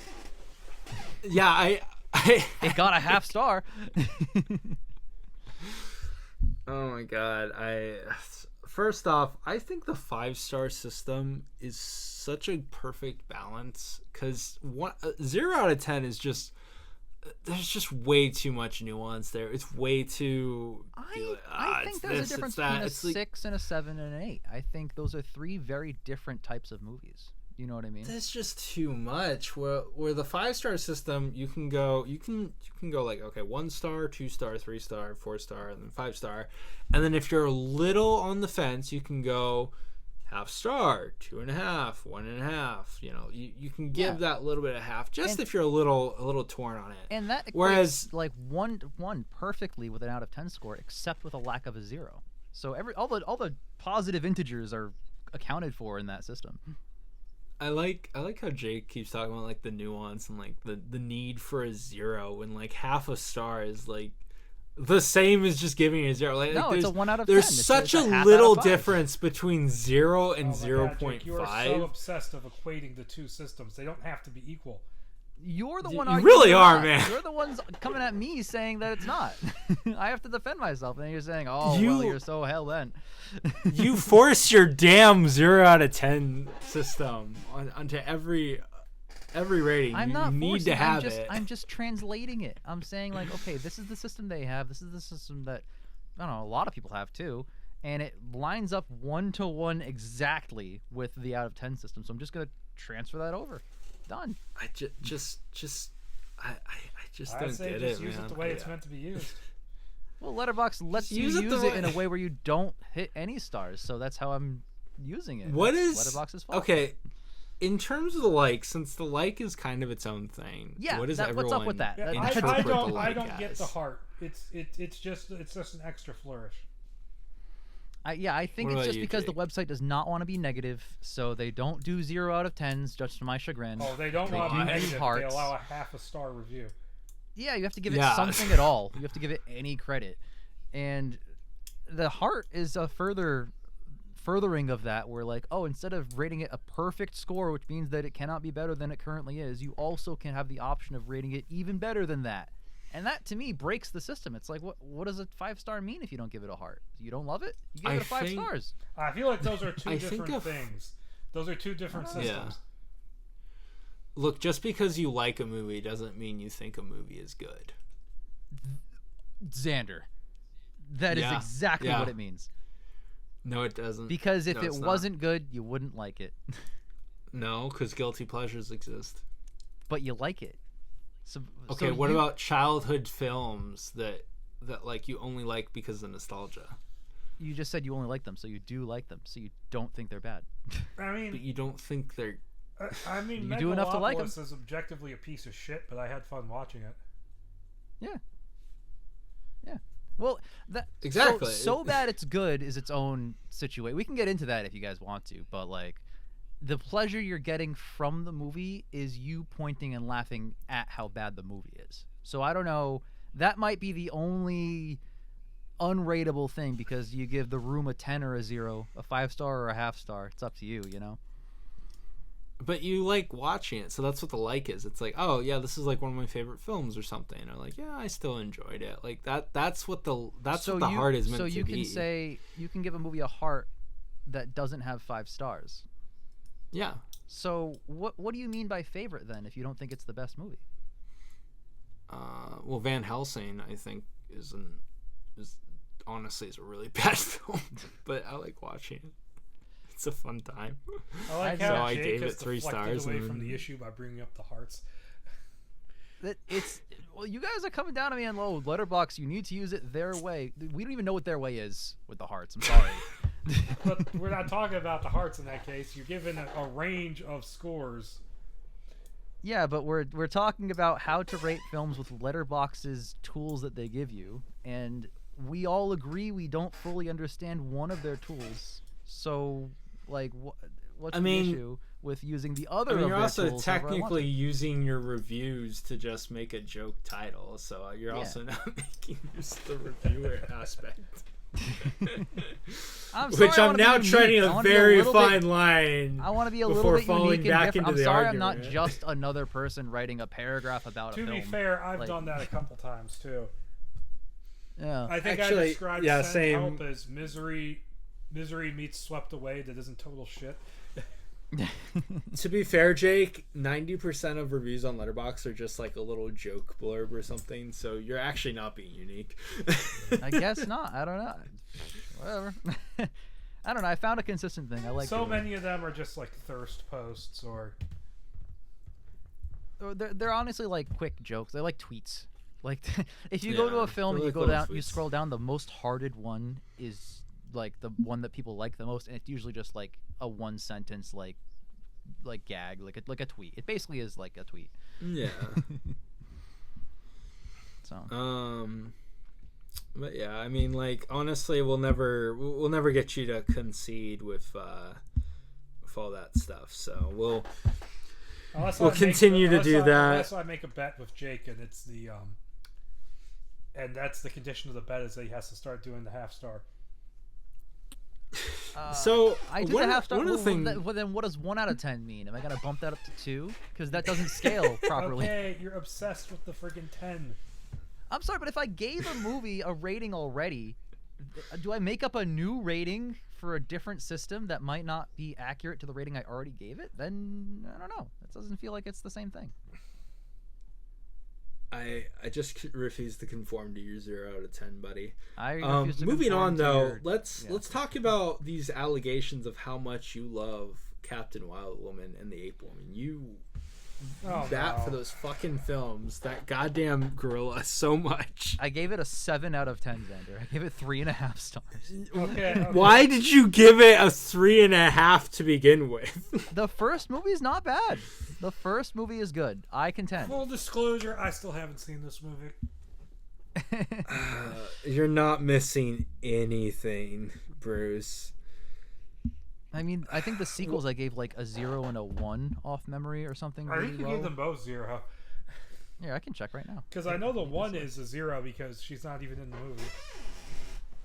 Yes, you're so right. I don't- Oh, Jungle Captain. The third one I gave a 3. I don't even remember why. Wow. I don't think I never watched those 3 because they weren't in that list I found. So, but Captain Wild, the funny thing is, Captain Wild Woman is technically only in the lineup because Universal bought the rights to it. It was a Paramount film. Universal never made it. I mean, if you go to the Wikipedia page, freaking Jekyll and Hyde from the 10s is counted, even though that was not a Yeah. Universal like. Here's the thing. Which is funny because you refused to put that one in the list. Well, here's the thing. Here's my problem with it. Like, Universal has not defined what is and isn't in this list. And every time that someone says, "Oh, well, they have a box set," they have like 20 box sets over the past like 100 years, and they all have different lineups of what they consider to be in the lineup of the Universal. That is Monster very Films. true. So, I mean, the same like 7 or 8 movies, the first movies in all of their series, keep showing up, and then maybe Adam Costello keeps showing up, and that's kind of the only thing that everyone agrees on. Everything else is all just taste. That's why you have not watched the Scorpion King films You're because secretly to you, yeah. Jake, you're secretly agreeing with that guy on Wikipedia that you hate. But the difference is that does not warrant a list not existing of the films. That doesn't warrant destroying the entire Wikipedia page. I just need to know, what is your obsession with this ape woman? I gotta know what it is that you love about her so much to give her number 15 in your list and a 3.5. Well, aside from me genuinely liking that first movie, look, she never got her due. All right, it's like the only other female Universal monster besides the Bride, and the Bride is in 4 minutes of any film ever made. She got a trilogy. She got 3 separate movies all about her. She got her own series from Universal. It is a Universal-produced monster film from the era in which they were doing that. Granted, it's the later era. It's towards the Creature era. But Creature's in there. And I feel like this is, by definition, it has to be part of the lineup. There's no way it's not. So the fact that nobody's heard of this movie, nobody's heard of this character, nobody cares about this character is to me, that's like an injustice. Like, what the hell? It's just a gorilla, though. I mean, yeah, what's Frankenstein's just a corpse, Universal and Dracula's included just a in that trading vampire. card They're all set. just, That's true. I don't know. They never I made mean, a figure. okay, what about the? They never made a figure of the Jungle Woman. Yeah, And they made a figure out of the friggin' Mole Man. Mm-hmm. They made a figure of the Mold Man and the Metaluna mutant, and he got a fucking NECA. And Yep. they made in the series of figures I've got, they made a friggin' Werewolf of London figure complete with his hat. And the other thing that's the main reason why I'm like so hung up on it is that if you go to the 90s VHS collections, which started them being a big lineup together, she's listed as a Universal monster. That's the only home media appearance she's made as part of the collection. I won't argue that she's not a Universal monster. I'm just trying to so basically your only love of the character comes from the fact that she had a trilogy and she's not known. Well, the film itself is also pretty fun. It's if we're Okay, talking about well, the movie itself. what do you like about the movie? I gotta know what What you I like like about about the movie. I think it's a really fun movie. I think There's it a whole does video a about lot it, of really. It's got a lot of really fun moments with real animals. Now, granted, PETA didn't exist. I don't know. Maybe it's a little not a great area, but the final product was sure cool, and I appreciate that they wore a big old gorilla costume. And yeah, I mean, some shots it's not convincing at all, but some shots it is. Some shots they sold it, and you got John Carradine being a fun, kooky guy. He's better in this than in all the Mummy sequels that he's in. So All one of it's them. not bad. he's only been in one. I thought he was in multiple. Was he in only one? No, he was in one, and then he plays Dracula in the House films, and then he played the Doctor in Invisible Man's Revenge. I swear he was in one. You know what? You might be right. Yeah, he's in one Mummy film. One of the Mummy films. Damn, I've seen the Mummy films more times than any person should. I know this. That's true. He is the source of information. He was also in Hitler's Madman, which came out immediately after Captain Wild. He also played Dracula long after for a company that wasn't Universal. And he played a werewolf in The Howling. That's right. Oh my god. That's so funny. But no, he played Dracula in Billy the Kid Meets Dracula. He's also in Peggy Sue Got Married. So we're just naming things that John Carradine's done. And his John Carradine's filmography. One of his sons was Bill from Kill Bill. Yeah, that's true. That's true. Great stuff. But yeah, no, I love the character. I think it's a great character, and I feel like the Devil's League proved that it could be an awesome, interesting, dope character if they just bothered to just try to make one fucking movie based on this character. But, oh well. I just don't give a fuck. It's just a gorilla. It never caught my interest. Which I'm not. That doesn't discount your defenses, Jake. I mean, hey, if you like it, I respect it. Yeah, love a good monkey. You'll never beat the allegations from me though. She's your favorite Universal monster. There's no way my favorite is not Dracula. That's my favorite literary character ever. Your favorite is Alucard. Oh my god. Alucard. Well, if we're counting Castlevania, Alucard is fucking awesome. Yeah. But let's see. Moving on to other lists, I'm looking at Jake's Spider-Man list. Oh yeah, let's have this talk. This is an interesting one. Why the hell is the first Venom 1 at number 9 and 2 above Let There Be Carnage? What is going on there, Jake? Let There Be Carnage has a better villain, but those movies just get worse, man. They just fall off. It peaks at Let There Be Carnage and then it falls off, but like, I love Let There Be Carnage. How the fuck is the first Venom better? It's less dumb. They're both dumb, but Let There Be Carnage has so much bullshit. She's a mutant. I don't even think Sony can legally do that at the start of the movie.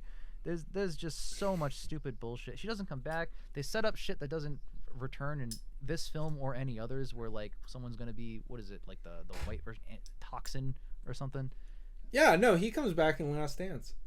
He comes back in Last Dance to immediately die after a monologue.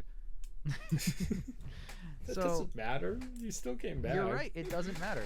So I don't like. I don't really, honestly. Look. Venom is that high because that's what I gave it when I watched it in 2018. I have not watched it since. I don't think it'll hold up, especially knowing where the Sonyverse ends up. I was gonna say Spider-Man 3 is way too high. Then I looked at what was below it. Yeah, dude, Spider-Man 3 is fun. It's not bad. It's got too many plots, but you know what the difference is between Spider-Man 3 and Amazing Spider-Man 2? A lot of subplots in both. Spider-Man 3's subplots pay off and end in that film. Sandman gets a resolution. Venom gets a resolution. Harry actually does. He gets a proper resolution. Spider-Man 2 doesn't resolve anything. Anything that Chasm 2 is awful, and I hate that movie. And I hate the final bit because it fucking sucks, because it's like, okay, the love of your life is in danger of dying, and you're just gonna fuck around and like try to just stop Harry. No. This Spider-Man should be fucking fighting tooth and nail to incapacitate Harry at this point. There should be no reason not to. It's so out of character. I will say I do agree that Far From Home is the weakest MCU Spider-Man. Yeah, but that just speaks to how much I love the first and the third of that trilogy. Real quick on Amazing 2, I gave it a 2 out of 10, 1 star. Really didn't like it at all. It's probably the worst actual Spider-Man film. I'm not counting the Sony crap. But there are redeeming qualities. I think this is the best Spider-Man suit. Even today. I think it's like the best. It's the most comic accurate. It pops the colors. I defaulted. I'm so to glad that he as soon wore as I this got suit it in No Way Home. The than video the game. other one. Hot Oh, yeah. take. It's a good suit. It's too good. It looks like a Comic-Con, like someone who like had like a lot of money made it at Comic-Con.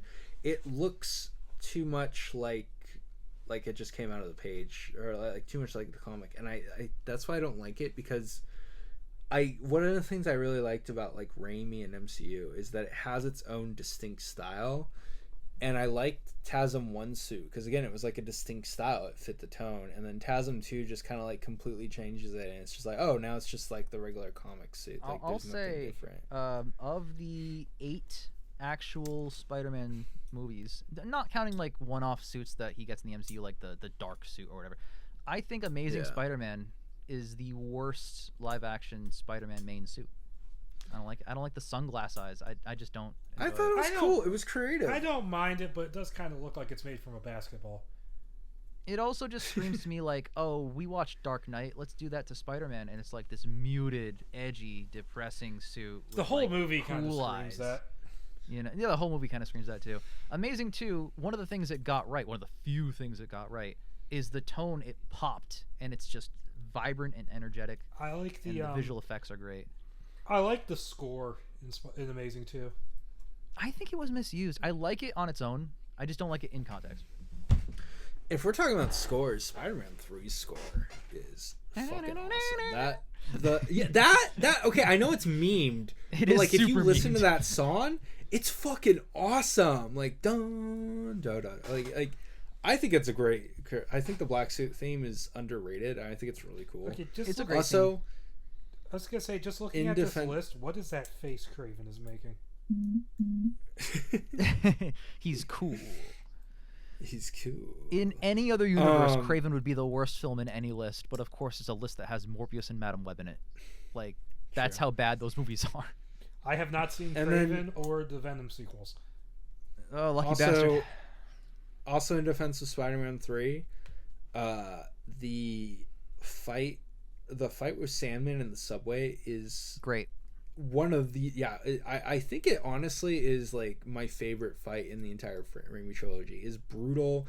It's so cool. It makes use of the fact that Sandman is made of sand, so you can be more brutal and like more like just like punchy with it. That one shot where he grabs Sandman and like pushes him into the subway is so fucking sick. I contend that if you were to say what are the like top 5 action scenes in any superhero movie ever made, it's hard not to put the train scene in like the top 3 or 2. Train scene is good. Train scene is good. But I think the two. subway scene, not Spider-Man 3. Yeah, I think the subway scene like kind of beats it for me. But also the fight between Harry and Peter, like midway through, in the theatrical cut, like it's still good and like all right. But I think, but in the editor cut, it's so much better because the beginning of that scene, Peter's laying in the bed he set Norman down on. And he's being a fucking asshole to funny. Harry, and I think it's so much better. And like also that fight's just so brutal. Does the other cut have that goofy piano in it too during that fight? I can't remember, but I just know that I haven't willingly watched I just know that 3 in a long time. Yeah, I want to rewatch, or I want to watch the editor's cut fully, but I just know in that fight, like Peter gives a few more quips of like just like being a dick to Harry, and I like Doesn't it. the editor's cut change it so that Harry redeems himself by looking at a picture? No. Wait, yeah, it is because he looked. Well, they changed it where it's not the butler telling him the truth. It's he looks at the picture, remembers. Oh yeah, these guys are actually my friends and stuff, and maybe I shouldn't, just like hold this out. So, there's that, and then also they changed it so that instead of Peter getting the like going through that montage stuff first, I think he does it after he kicks Harry's ass. So it's kind of like more like kind of heartless that he does all that, and then he's like, all right, let's just go full in on it or something like that. So the context is a bit better. But anyways, I also... Well, I was just going to say, Bruce, you've seen only Venom and Morbius of the Sonyverse. I've seen Madam Web. Oh, my God. Xander, what have you seen of those 6 films? I saw Morbius, seen all the Venom films, watched like the first half of Madam Web and passed out, have not cared to go back to it. Madam Web is so funny. Craven. It is so funny. It's crazy that Madam Web came out, right? Like in the era and time that it did. Like it would be a really, really, really bad movie in like 2000. Like I don't know how this got made in 2024 or whatever it was. It's crazy. I appreciate that you gave No Way Home number 2 because I agree. I think No Way Home is fucking awesome. Oh my God, Spider-Man 2 and No Way Home are my 2 5-star perfect films, perfect Spider-Man films. My favorite is the first Spider-Verse, but that's close. Both the other Spider-Verses are 3 and 4 for me. They're damn close. I go to bat for the first Raimi Spider-Man. I think it's actually the strongest of the trilogy. I think it's a perfect Spider-Man. You know, Joquin thinks that too, my buddy. He also appreciates 1 the most. I have more fun with 1. 1's really great. I think 2 is where it I gets. mean, it has Willem Dafoe. 2 is where it gets into like the aspects of Peter Parker I don't really like. I mean, it's still a really good movie, but like the whole, I don't want to be Spider-Man. I'm gonna complain about it. I don't like that. I don't like that aspect of Peter Parker as a character, so that's why I'm not as high on 2.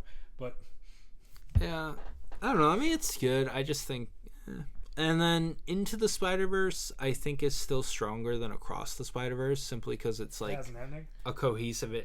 Yeah, it has an ending, cohesive. That's the only knock against Across that I can think of. Like Across, everything about Into is better in Across, except that it just fucking leaves you. If Across had ended 5 minutes earlier, it would be that would have been better. Oh, it'd be so cool. Yeah. But it's just also, I so think we'll never watch. Across is great. I really like it, but I do think objectively, a lot of it is let's fill the screen with different Spider-Mans, and it's kind of like, oh, okay. I love that. I mean, like, that's so fun. It's cool to see. It's cool to see, but it's also like, I don't know. There's interesting things. If you thought, again, you have to wait. If you until part 2. If you told me that Spectacular Spider-Man would reappear, voiced by the same guy in the same animation style in another piece of media, I would have been like, "You're insane." But like, come on, that's so cool. It was I like seeing. It is really seeing Ben Reilly show up and be like a dick, be like a dumbass. Oh, look at my muscles. Oh, yeah, no, that part's good. But yeah, okay. I look forward to the live action spin-off we're getting. Oh yeah, that looks good. Although if you're watching it in color instead of black and white, I don't know what's wrong with you. Anything meant to be shown in black and white and you have a color version just looks fucking awful. I'm gonna say it. Oh, I'm gonna say it. I actually watched a Universal movie I hadn't seen before called It Came from Outer Space.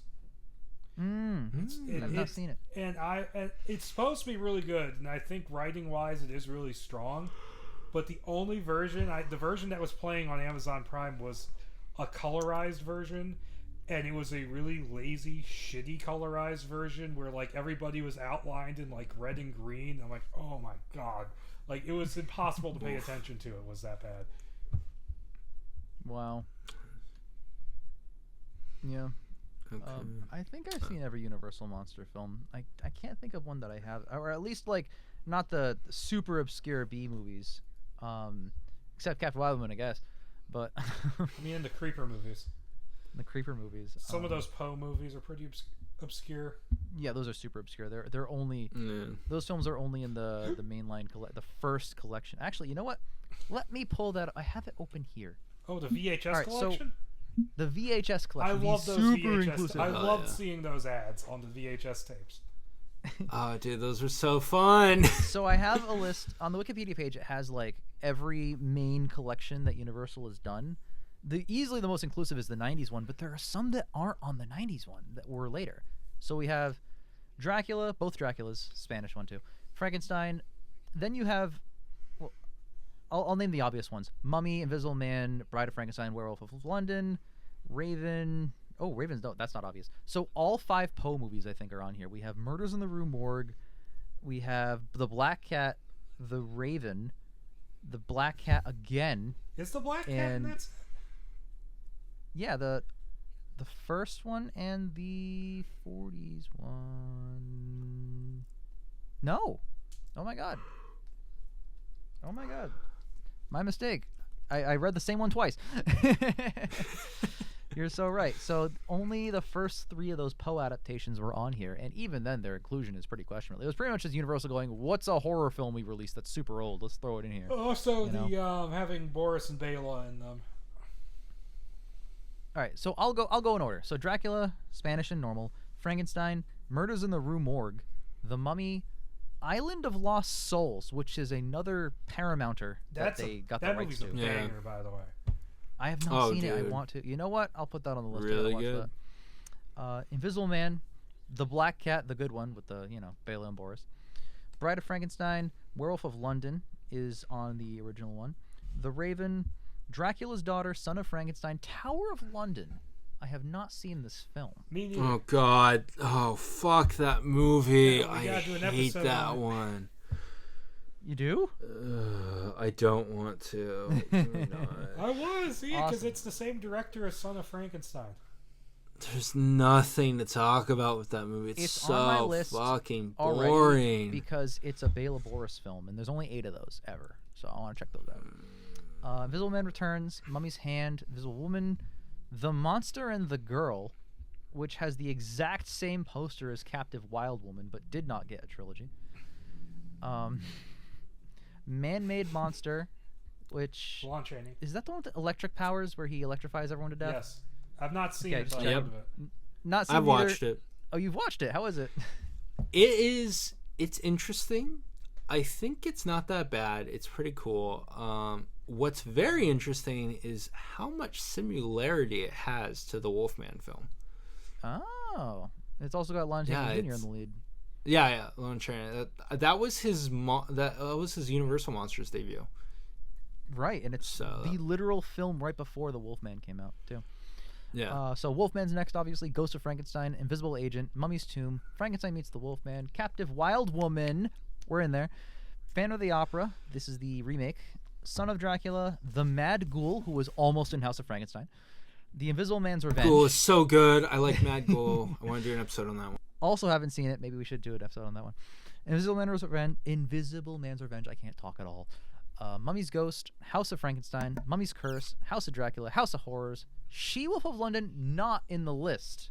Notably, she was included in the later editions, which would include all the Wolfman She films. was included in the Wolfman DVD set. I remember watching it. Yep, that's how I watched it too. And as a kid, I was thoroughly disappointed. The next film, Abbott and Costello Meet Frankenstein, not on any VHS Universal Monster Collection release. It was only included in the 2018 collection. The 2018 collection famously. They were selling it as part of the Abbott and Costello collection. Right. Yeah. Well, the 2018 collection was like hot off the heels of them announcing the Dark Universe the year prior, so they kind of redid. That's the Blu-ray collections, right? Yeah. They made I'm using the word VHS. It's Blu-ray. They made a promotional video for the classic Universal Monster films to tie into the Dark Universe, and they re-released them all on Blu-ray. And Abbott and Costello was part of that, but that's the first time it was part of the collection, which is crazy. Which is why I own 3 copies of that movie. I have the same 3 copies. Abbott and Costello Meet the Invisible Man, also only on that 2018 one, not in the original, not Probably in any of the 2000s like I said, because I had the VHS tape of Meet Frankenstein, and it was part of the, and it had the Abbott and Costello branding on it, so they were probably selling it as a different brand in the 90s. Yeah, and not as part of the Universal Monsters, even though they're all in it. Creature from the Black Lagoon is part of all the releases. So is Revenge of the Creature, so is Creature Walks Among Us, but Abbott and Costello Meet the Mummy is also only in 2018. And that is where the Interesting enough, there's it was like a short TV episode or something of Abbott and Costello Meet the Creature from the Black Lagoon, but it's not included in any of the bonus features. It's widely considered as their Meet the Creature. Also, you know what's not in there? What? Abbott and Costello meet Dr. Jekyll and Mr. Hyde. Yeah. Oh God. So Ian shouldn't have recommended it for the Monsterthon. He was capping up the ass. Lying bastard. We watched 5 Abbott movies. What was that 4th one? Killer. Oh, God. No, there's Frankenstein, then Boris Karloff the guy, then Jekyll. No, it's Frankenstein, Killer, Invisible Man, Jekyll, and then Mummy. Right, that makes sense. Yeah. I used to like the Meet the complete Mummy one when I was a kid, and I watched it again when I got the Blu-ray. Boy, did that not hold up. Yeah. There's barely Alright, a mummy in that fucking movie. Yeah, I know. Right? I kind of breezed past it, but House of Horrors is in the original collection. So, But you know, Pearl of Pearlman's Death got isn't. representation too. Yeah, Pearl of Death is not. I know. I guess why. it's not a monster film. You Well, know? it's because Universal they lost the Sherlock Holmes license. They did. They let that lapse very quickly. Like I think right after they did whatever the last one was called, they did, I think it's called Dress to Kill. Like they stopped making them, and then the Conan Doyle estate went, "Fuck it, we're going somewhere else." 2 powerful teams, only one will rule the planet. Introducing 95 new cards with Pokemon e-trading card game EX Team Magma versus Team Aqua. Whose side are you on? Let the battle begin. Booster pack sold separately. Well, we harped on Jake enough with Letterboxd, so pivoting over to Bruce. Oh, no. I was going through some of his lists. First off, just to cap off our Universal Monster stuff, he does have a list, but he only has 5 films. Yeah, this was Frankenstein. I'll let you finish. Frankenstein at number 1, the Mummy, the original The Mummy at number 2, 1999 Mummy at 3, the original Dracula at 4, and then at 5, The Invisible Man. Bruce, would you like to share why you have such an interesting list? Because I started doing the list back when I first got Letterboxd, and I realized, fuck, this is going to take a long time. And I set it aside, and I actually stopped using Letterboxd for like a year or 2 after that. And I didn't really start seriously using it again until like 2022. So it was like, because I think I first got it late 2019-ish, and I started doing stuff I saw early in 2020. And then I just lost track of it. I didn't feel like doing it anymore. And then the Universal Monsters, like, there's way too many fucking movies. So maybe eventually I'll get back to it. I mean, Bruce, I have a similar story. Before I recently got back into Letterboxd, I made a list called Every Universal Monster Film Ranked. And I only put the 3 worst ones because I was starting bottom up. So I had She-Wolf, Mummy, and I think one of the Abbott movies. And that was the whole list, just those 3 films. And I just forgot about it and never went back to it. So I rejuvenated that list. I only managed to succeed in doing my list because I was making it as I was watching all 32 films. I just happened to keep updating each film. The problem that falls into doing such a huge list is that when you're ranking all those movies, like the midpoint, you're like, which one is better than this one and that, and it's like it kind of becomes kind of it's like, oh Jesus Christ. It's tough when there's a list with a lot of mid movies, right? Like a lot of movies that you just like okay, like you give it like a 6 or a 3-star or 3.5 star, and you're like, okay, but then you have like 20 of those movies in a row. Really hard to be like, well, which one do I prefer? Because I kind of don't. Especially if there's movies in the list you really, really love. At the top, it's going to be hard to rank the top of the list. Well, that's the fun part, right? That's what I like. Yeah, the fun part is like that top 10, but then when you get into like the 20s to 30s, you're like, I'll be honest, I completely forgot I had this list until you mentioned it. I actually, a little while back, I actually rated the original Wolfman. So it's just not on the list. Oh, okay. Yeah, going to another ranking that I see that allows us all to talk about some bits. We have the John Carpenter rankings, which The Thing is at number 1. Obviously. Big Trouble at Little China, I haven't seen. Halloween's number 3, and The Fog is number 4. I've seen 3 of these films. Now, interesting enough, I'd like to know why The Fog isn't above Halloween. Because I love Halloween. Let me see this list. Let me take a look at this. I gotta click through it. Dude, I love The Fog. I thought it was so good, and I do actually think I agree with you on The Thing, because I think The Thing is his masterpiece. I think Halloween is way too overrated. I'm sorry, that movie's so boring. Big Trouble in Little China is so fucking funny. I have to agree with Xander that the Halloween one does not hold up that well. But I also have a piping hot take that I don't think you guys are gonna agree with. Thing is his second best. They Live is my favorite by him. I love They Live. It's awesome. I still need to watch They Live. So it's so good. You have to understand the first 10 or 11 of these I think are all great movies. No, that's fair. That's fair. No, I mean Christine's is a fun one. Oh, In the Mouth of Madness. I forgot about that movie. I should totally. That movie's so good. It's so good. It's trippy as hell. Yeah. But have you seen The Fog, Jake? I don't think I have. Let me take a look. You're doing yourself a disservice not seeing it. You got to watch that, man. All right. I'll put The Fog. I feel like looking at it now, I would bump Memoirs of an Invisible Man lower. Because I think it had the advantage of I was expecting worse than what I got, so it kind of bumped up a little in my estimation, but it's not good. Yeah. What year is The Fog? 1980. And what's the runtime? It's like 90 minutes. Yeah. Hell yeah. Most Carpenter stuff is like 90 minutes. Hell yeah. 1 hour 30. You guys gotta watch Big Trouble with Little China. That's when. I've seen it. It's great. Yeah, it's great.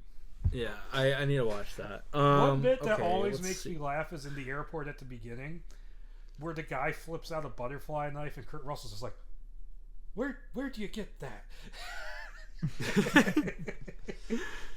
Okay, moving on to another fun list that we can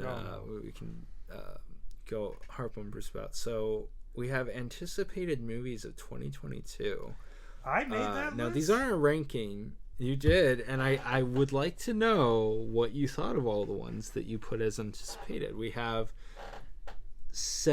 Okay, I haven't seen most of these. Sam Meridian 5, Samaritan. Lightyear. It's just called Samaritan. Oh, Samaritan 5, Lightyear. It's just Samaritan. On the That's Cross an of S. the Three. Oh, that's not the fifth one. Okay, sorry. No, it's just one movie. Got it. Samaritan, Lightyear. Oh no, I lost it. Uh-oh. On the count of 3, Glass Onion, and Bodies, Bodies, Bodies. First of all, I want to point out, I've seen 3 of these. Haven't heard of it on the count of 3. Samaritan is very bad. So you want me to tell you my Samaritan I've seen story? clips of Samaritan. I kind of wish I did watch it just to see how bad it is, but dude, this looks extremely bad. Do you want to know? Because I don't think the trailer was out when I put that on there. Why did you put it on there? I I read the script before the movie even got made. It was like a spec I had because it's the writer who did who would go on to do Last Voyage, who would do Last Voyage of the Demeter. Oh, okay. And I read it, and I thought the script was pretty good. I don't know how the movie turned out, and I like Stallone, so. Okay, Lightyear. Did you? So you didn't see I've Samaritan? Only seen one of these. Did you see Lightyear? I've only seen one of these. Oh, which one did you see? Glass Onion. Glass Onion's great. But Bodies, Bodies, Bodies. I absolutely hated that movie. Annoyed me. I like Bodies. I know why it didn't work, though. Which is why it was on the list.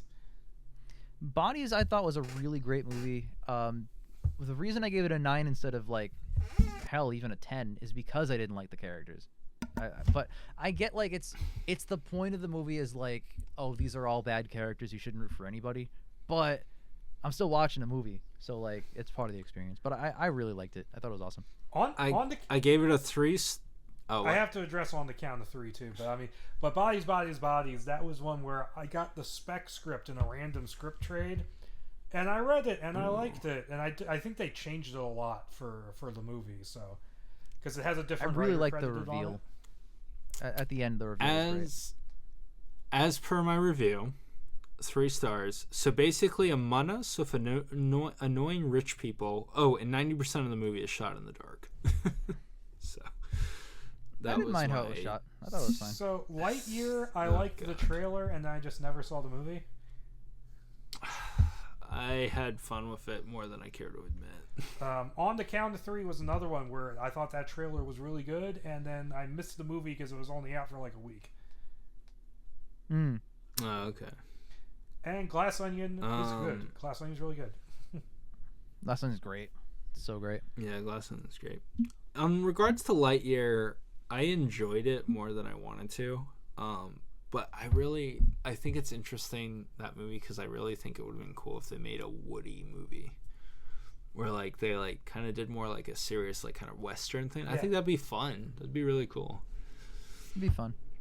Lightyear wasn't even that bad, though. It got pretty hated, but I think it's just measuring up to the Toy Story series, and that's, like, elite, right? When if you just make a fun, good movie, it's just not enough, you know? Yeah. No, I think it was a fun, good time. I do kind of wish that Tim Allen had voiced him instead of Chris Evans, but, you know, whatever. Oh, Bruce, you saw 4 films in 2020. How'd you like them? They were good, mostly. Oh, yeah, all 4 of those are good movies. I haven't seen Color, but the rest are great. Yeah. Solid time. I haven't... Yeah. Oh, wait, did I watch Bad Boys for Life? I did. I thought it was okay. Yeah. Yeah, the only one I forgot to put Tenet on the list, but Tenet might be the bottom of that list. What? Tenet was great. It's not bad, but it was basically just nonsense exposition for 2.5 hours. It does. I still need to watch The Gentleman. Gentleman's good. And it's a good one. And I don't know what people are talking about with Invisible Man being good, but, you know, that's fucking great, is what it is. Yeah, well, you know, whatever. All right, where's Xander's Letterboxd? That's what we really got to dive into. All right, here we go. Okay. You mean you don't have any more lists of mine you want to clown on? Well, no, it's just because a lot of them are like best 2024, this or that, and it's like, I mean, like, yeah, I could, but it's like that's just like your personal opinion. Like, there's not much to. Yeah. I've never seen the Jason Bourne films. I've only seen the first Nightmare on Elm Street. Hammer Frankenstein, only seen like 1 of them, and Indiana Jones we've talked about to death. Yeah, that's true. I mean, yeah, it's kind of my like, director rankings. Yeah, I have a couple of incomplete director rankings that are privated right now. Okay. I've yeah, so it's not.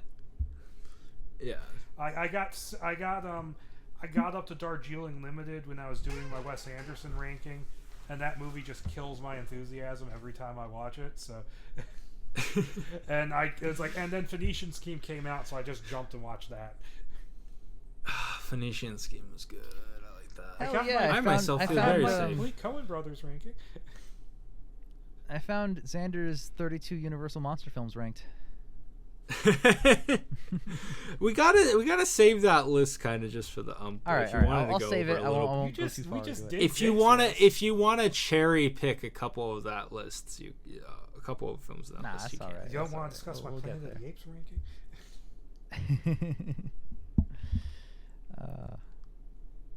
Okay. What do you want to dog on the Xander Letterboxd? I haven't ranked them yet, but I did just rate and review all the MonsterVerse films which you have put here.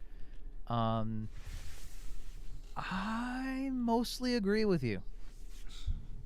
Okay. You have Kong, Godzilla vs. Kong, Godzilla X Kong, Godzilla King of the Monsters. I mostly agree. I'd probably put Godzilla vs. as my favorite just because that's so satisfying of a movie. Godzilla is great.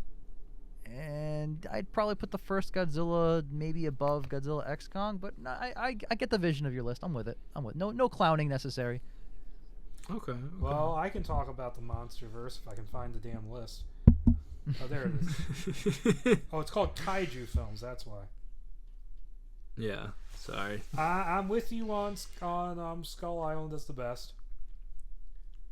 But my if I did a ranking, it would be Skull Island on top, King of the Monsters, X Kong, and then I forget if Godzilla or versus Kong. I forget. I'm not sure what order those two would be in, but I think they're all really at least like decent King of the watches. Monsters then.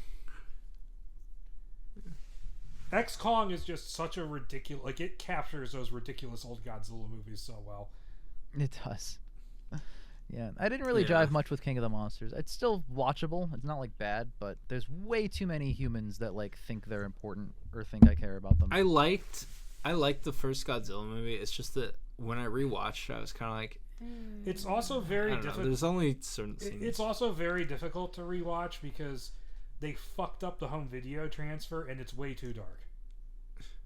Oh, okay. But King of the Monsters, I don't mind most of the human characters. It's the villains who suck ass. Xander, I'm looking at your Daniel Craig Bond films. You straight up just did not put Quantum of Solace on there. So, funny backstory to that. I was hyped for No Time to Die. And and my friend Michael is a big Daniel Craig Bond film guy, and he was like, "You gotta watch them all." And I was like, "Okay." And he specifically told me because I think I was running out of time or something. He was like, "Just skip Quantum of Solace. It has nothing to do with any of them, and this and that, That is and the like least it's really bad." true sentence. Well, that's what he said. So no. Hold on, is it?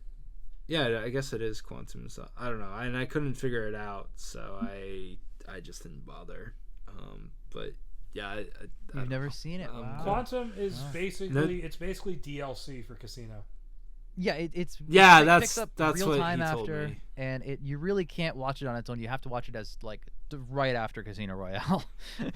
I was just getting like, I don't know. I was like, but I agree with No Time to Die is the best. I agree with Spectre being on the bottom.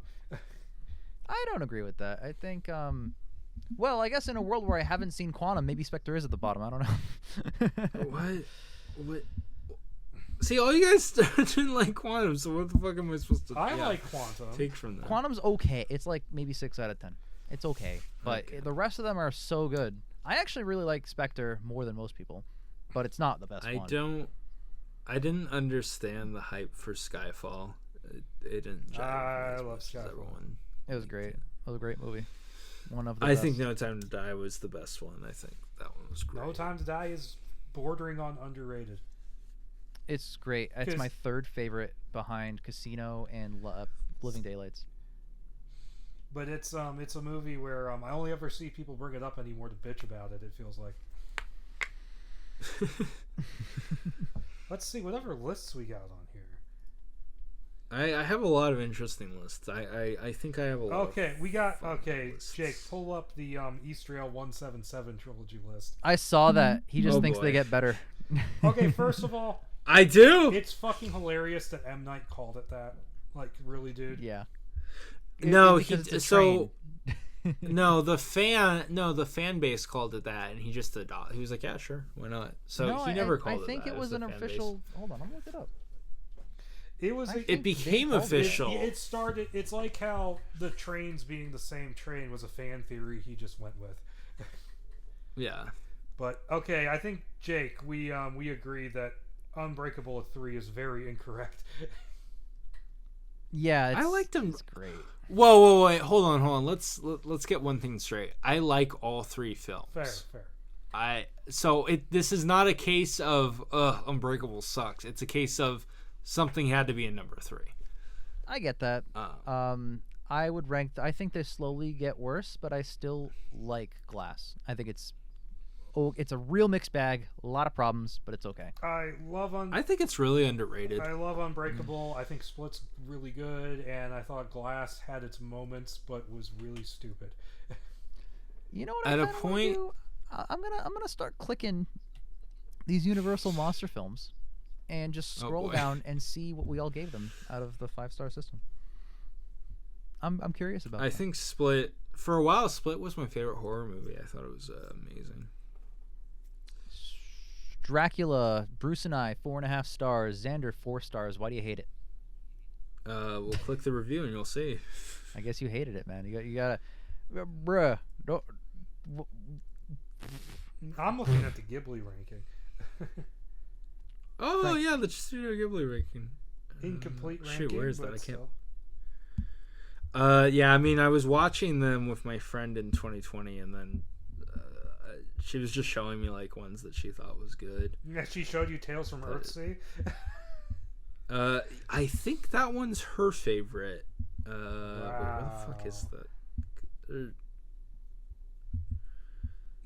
Okay, I'm gonna try and find your found your Universal Monster list.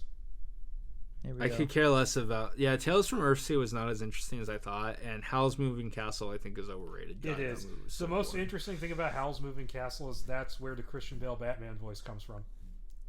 Yeah, I mean, look, that one scene where he comes flying in from the apocalypse door, I'm like, oh, that's interesting. Can we see more of that? The way I look at it is it's a nice, charming little movie that then out of nowhere turns into an anti-war protest piece that is just why. Yeah. Also, I think Spirited Away was overrated too. I didn't capture my imagination as much as everyone else. I feel like Spirited Away is one of those films that everyone likes because they watched it as a kid and have so much nostalgia. But I never saw it as a kid, so watching it as an adult, I was like, Xander, you what? Dogged on me for giving a 6 out of 10 to no. Mummy 3. You gave it 3 stars. All right, I want to get that clear. Yeah. What the hell? Well, why did you give 4 stars to Mummy 3? I didn't. I gave it a 6 out of 10. That's 3 stars. You I gave don't it know the what a same 6 rating. Yeah. And your point? Your point is you said that movie was terrible. Just because, yeah, it is. It's not on your modern list. Ooh. Oh yeah, because I just don't give a fuck about about Tomb of the Dragon. It's my list. I can do whatever the fuck I want. You give a fuck about Wolfman 2025 more than that, I guess. Yeah, because it's a monster. Oh, you gotta be consistent, look, man. what? You gotta commit to your choices, Wait. Xander. I did commit to my. You know what? Fine, I'll put Tomb of the Dragon in the goddamn list. Sorry. Also, yeah, just because I don't like Tomb of the Dragon doesn't mean that I and dogged on you for it. No, I dogged on you for its star rating because you said it was the best of the Stephen Sommers trilogy. That's why I dogged on you. But B, you also said that.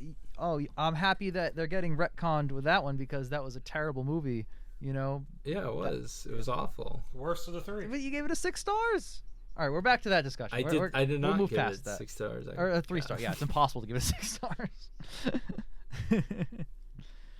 There, it's in the list now. It's at the bottom of the list. There you go. It's that list isn't even ranked. It's general opinion. Yeah. Does anyone think a 3-star review is a terrible movie? Like, is that even possible? Does anyone? 3 stars means that it's mid. Yeah, 3 stars to me is all right. It's okay. All right. See, I kind of view it as a range. I don't view it as like a 1-to-1 with like the 10-point scale. Like to me, a 4 can be anywhere from a high 7 to a high 8. I get that. To me, a 4 means that it was pretty well made. It didn't capture me enough to be like, whoa, this is awesome. I can agree with that. Yeah. I mean, I agree with the idea that like a 4 could be like a 7 or maybe even a 9 if you really want to get granular with it. But I can't agree that like 3 stars is a terrible. I can't get behind that. That doesn't make any sense. But that's just me. That's just me. Okay, Jake. If you really want the true answer, I haven't seen Tomb of the Dragon ever since I saw it in the theaters as a kid. When I saw it in the theaters as a kid, I thought it was fun. I now just say it's a terrible movie just because of what I've heard online. It's real bad.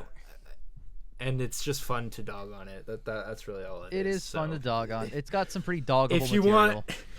If you want the real truth behind the scenes, I'm just being hyperbole. I appreciate the transparency on that. Anyone want to talk about my ranking of the Harry Potter series? I'll look at it. It's been forever. I like since the I've ones watched with Sirius movies. Black in them. I don't think I've ranked the Harry Potter movies. Maybe I have. I don't know. I would have to go back and watch all of them again, and I don't know. That's a lot. I don't want to watch the Fantastic Beasts movies.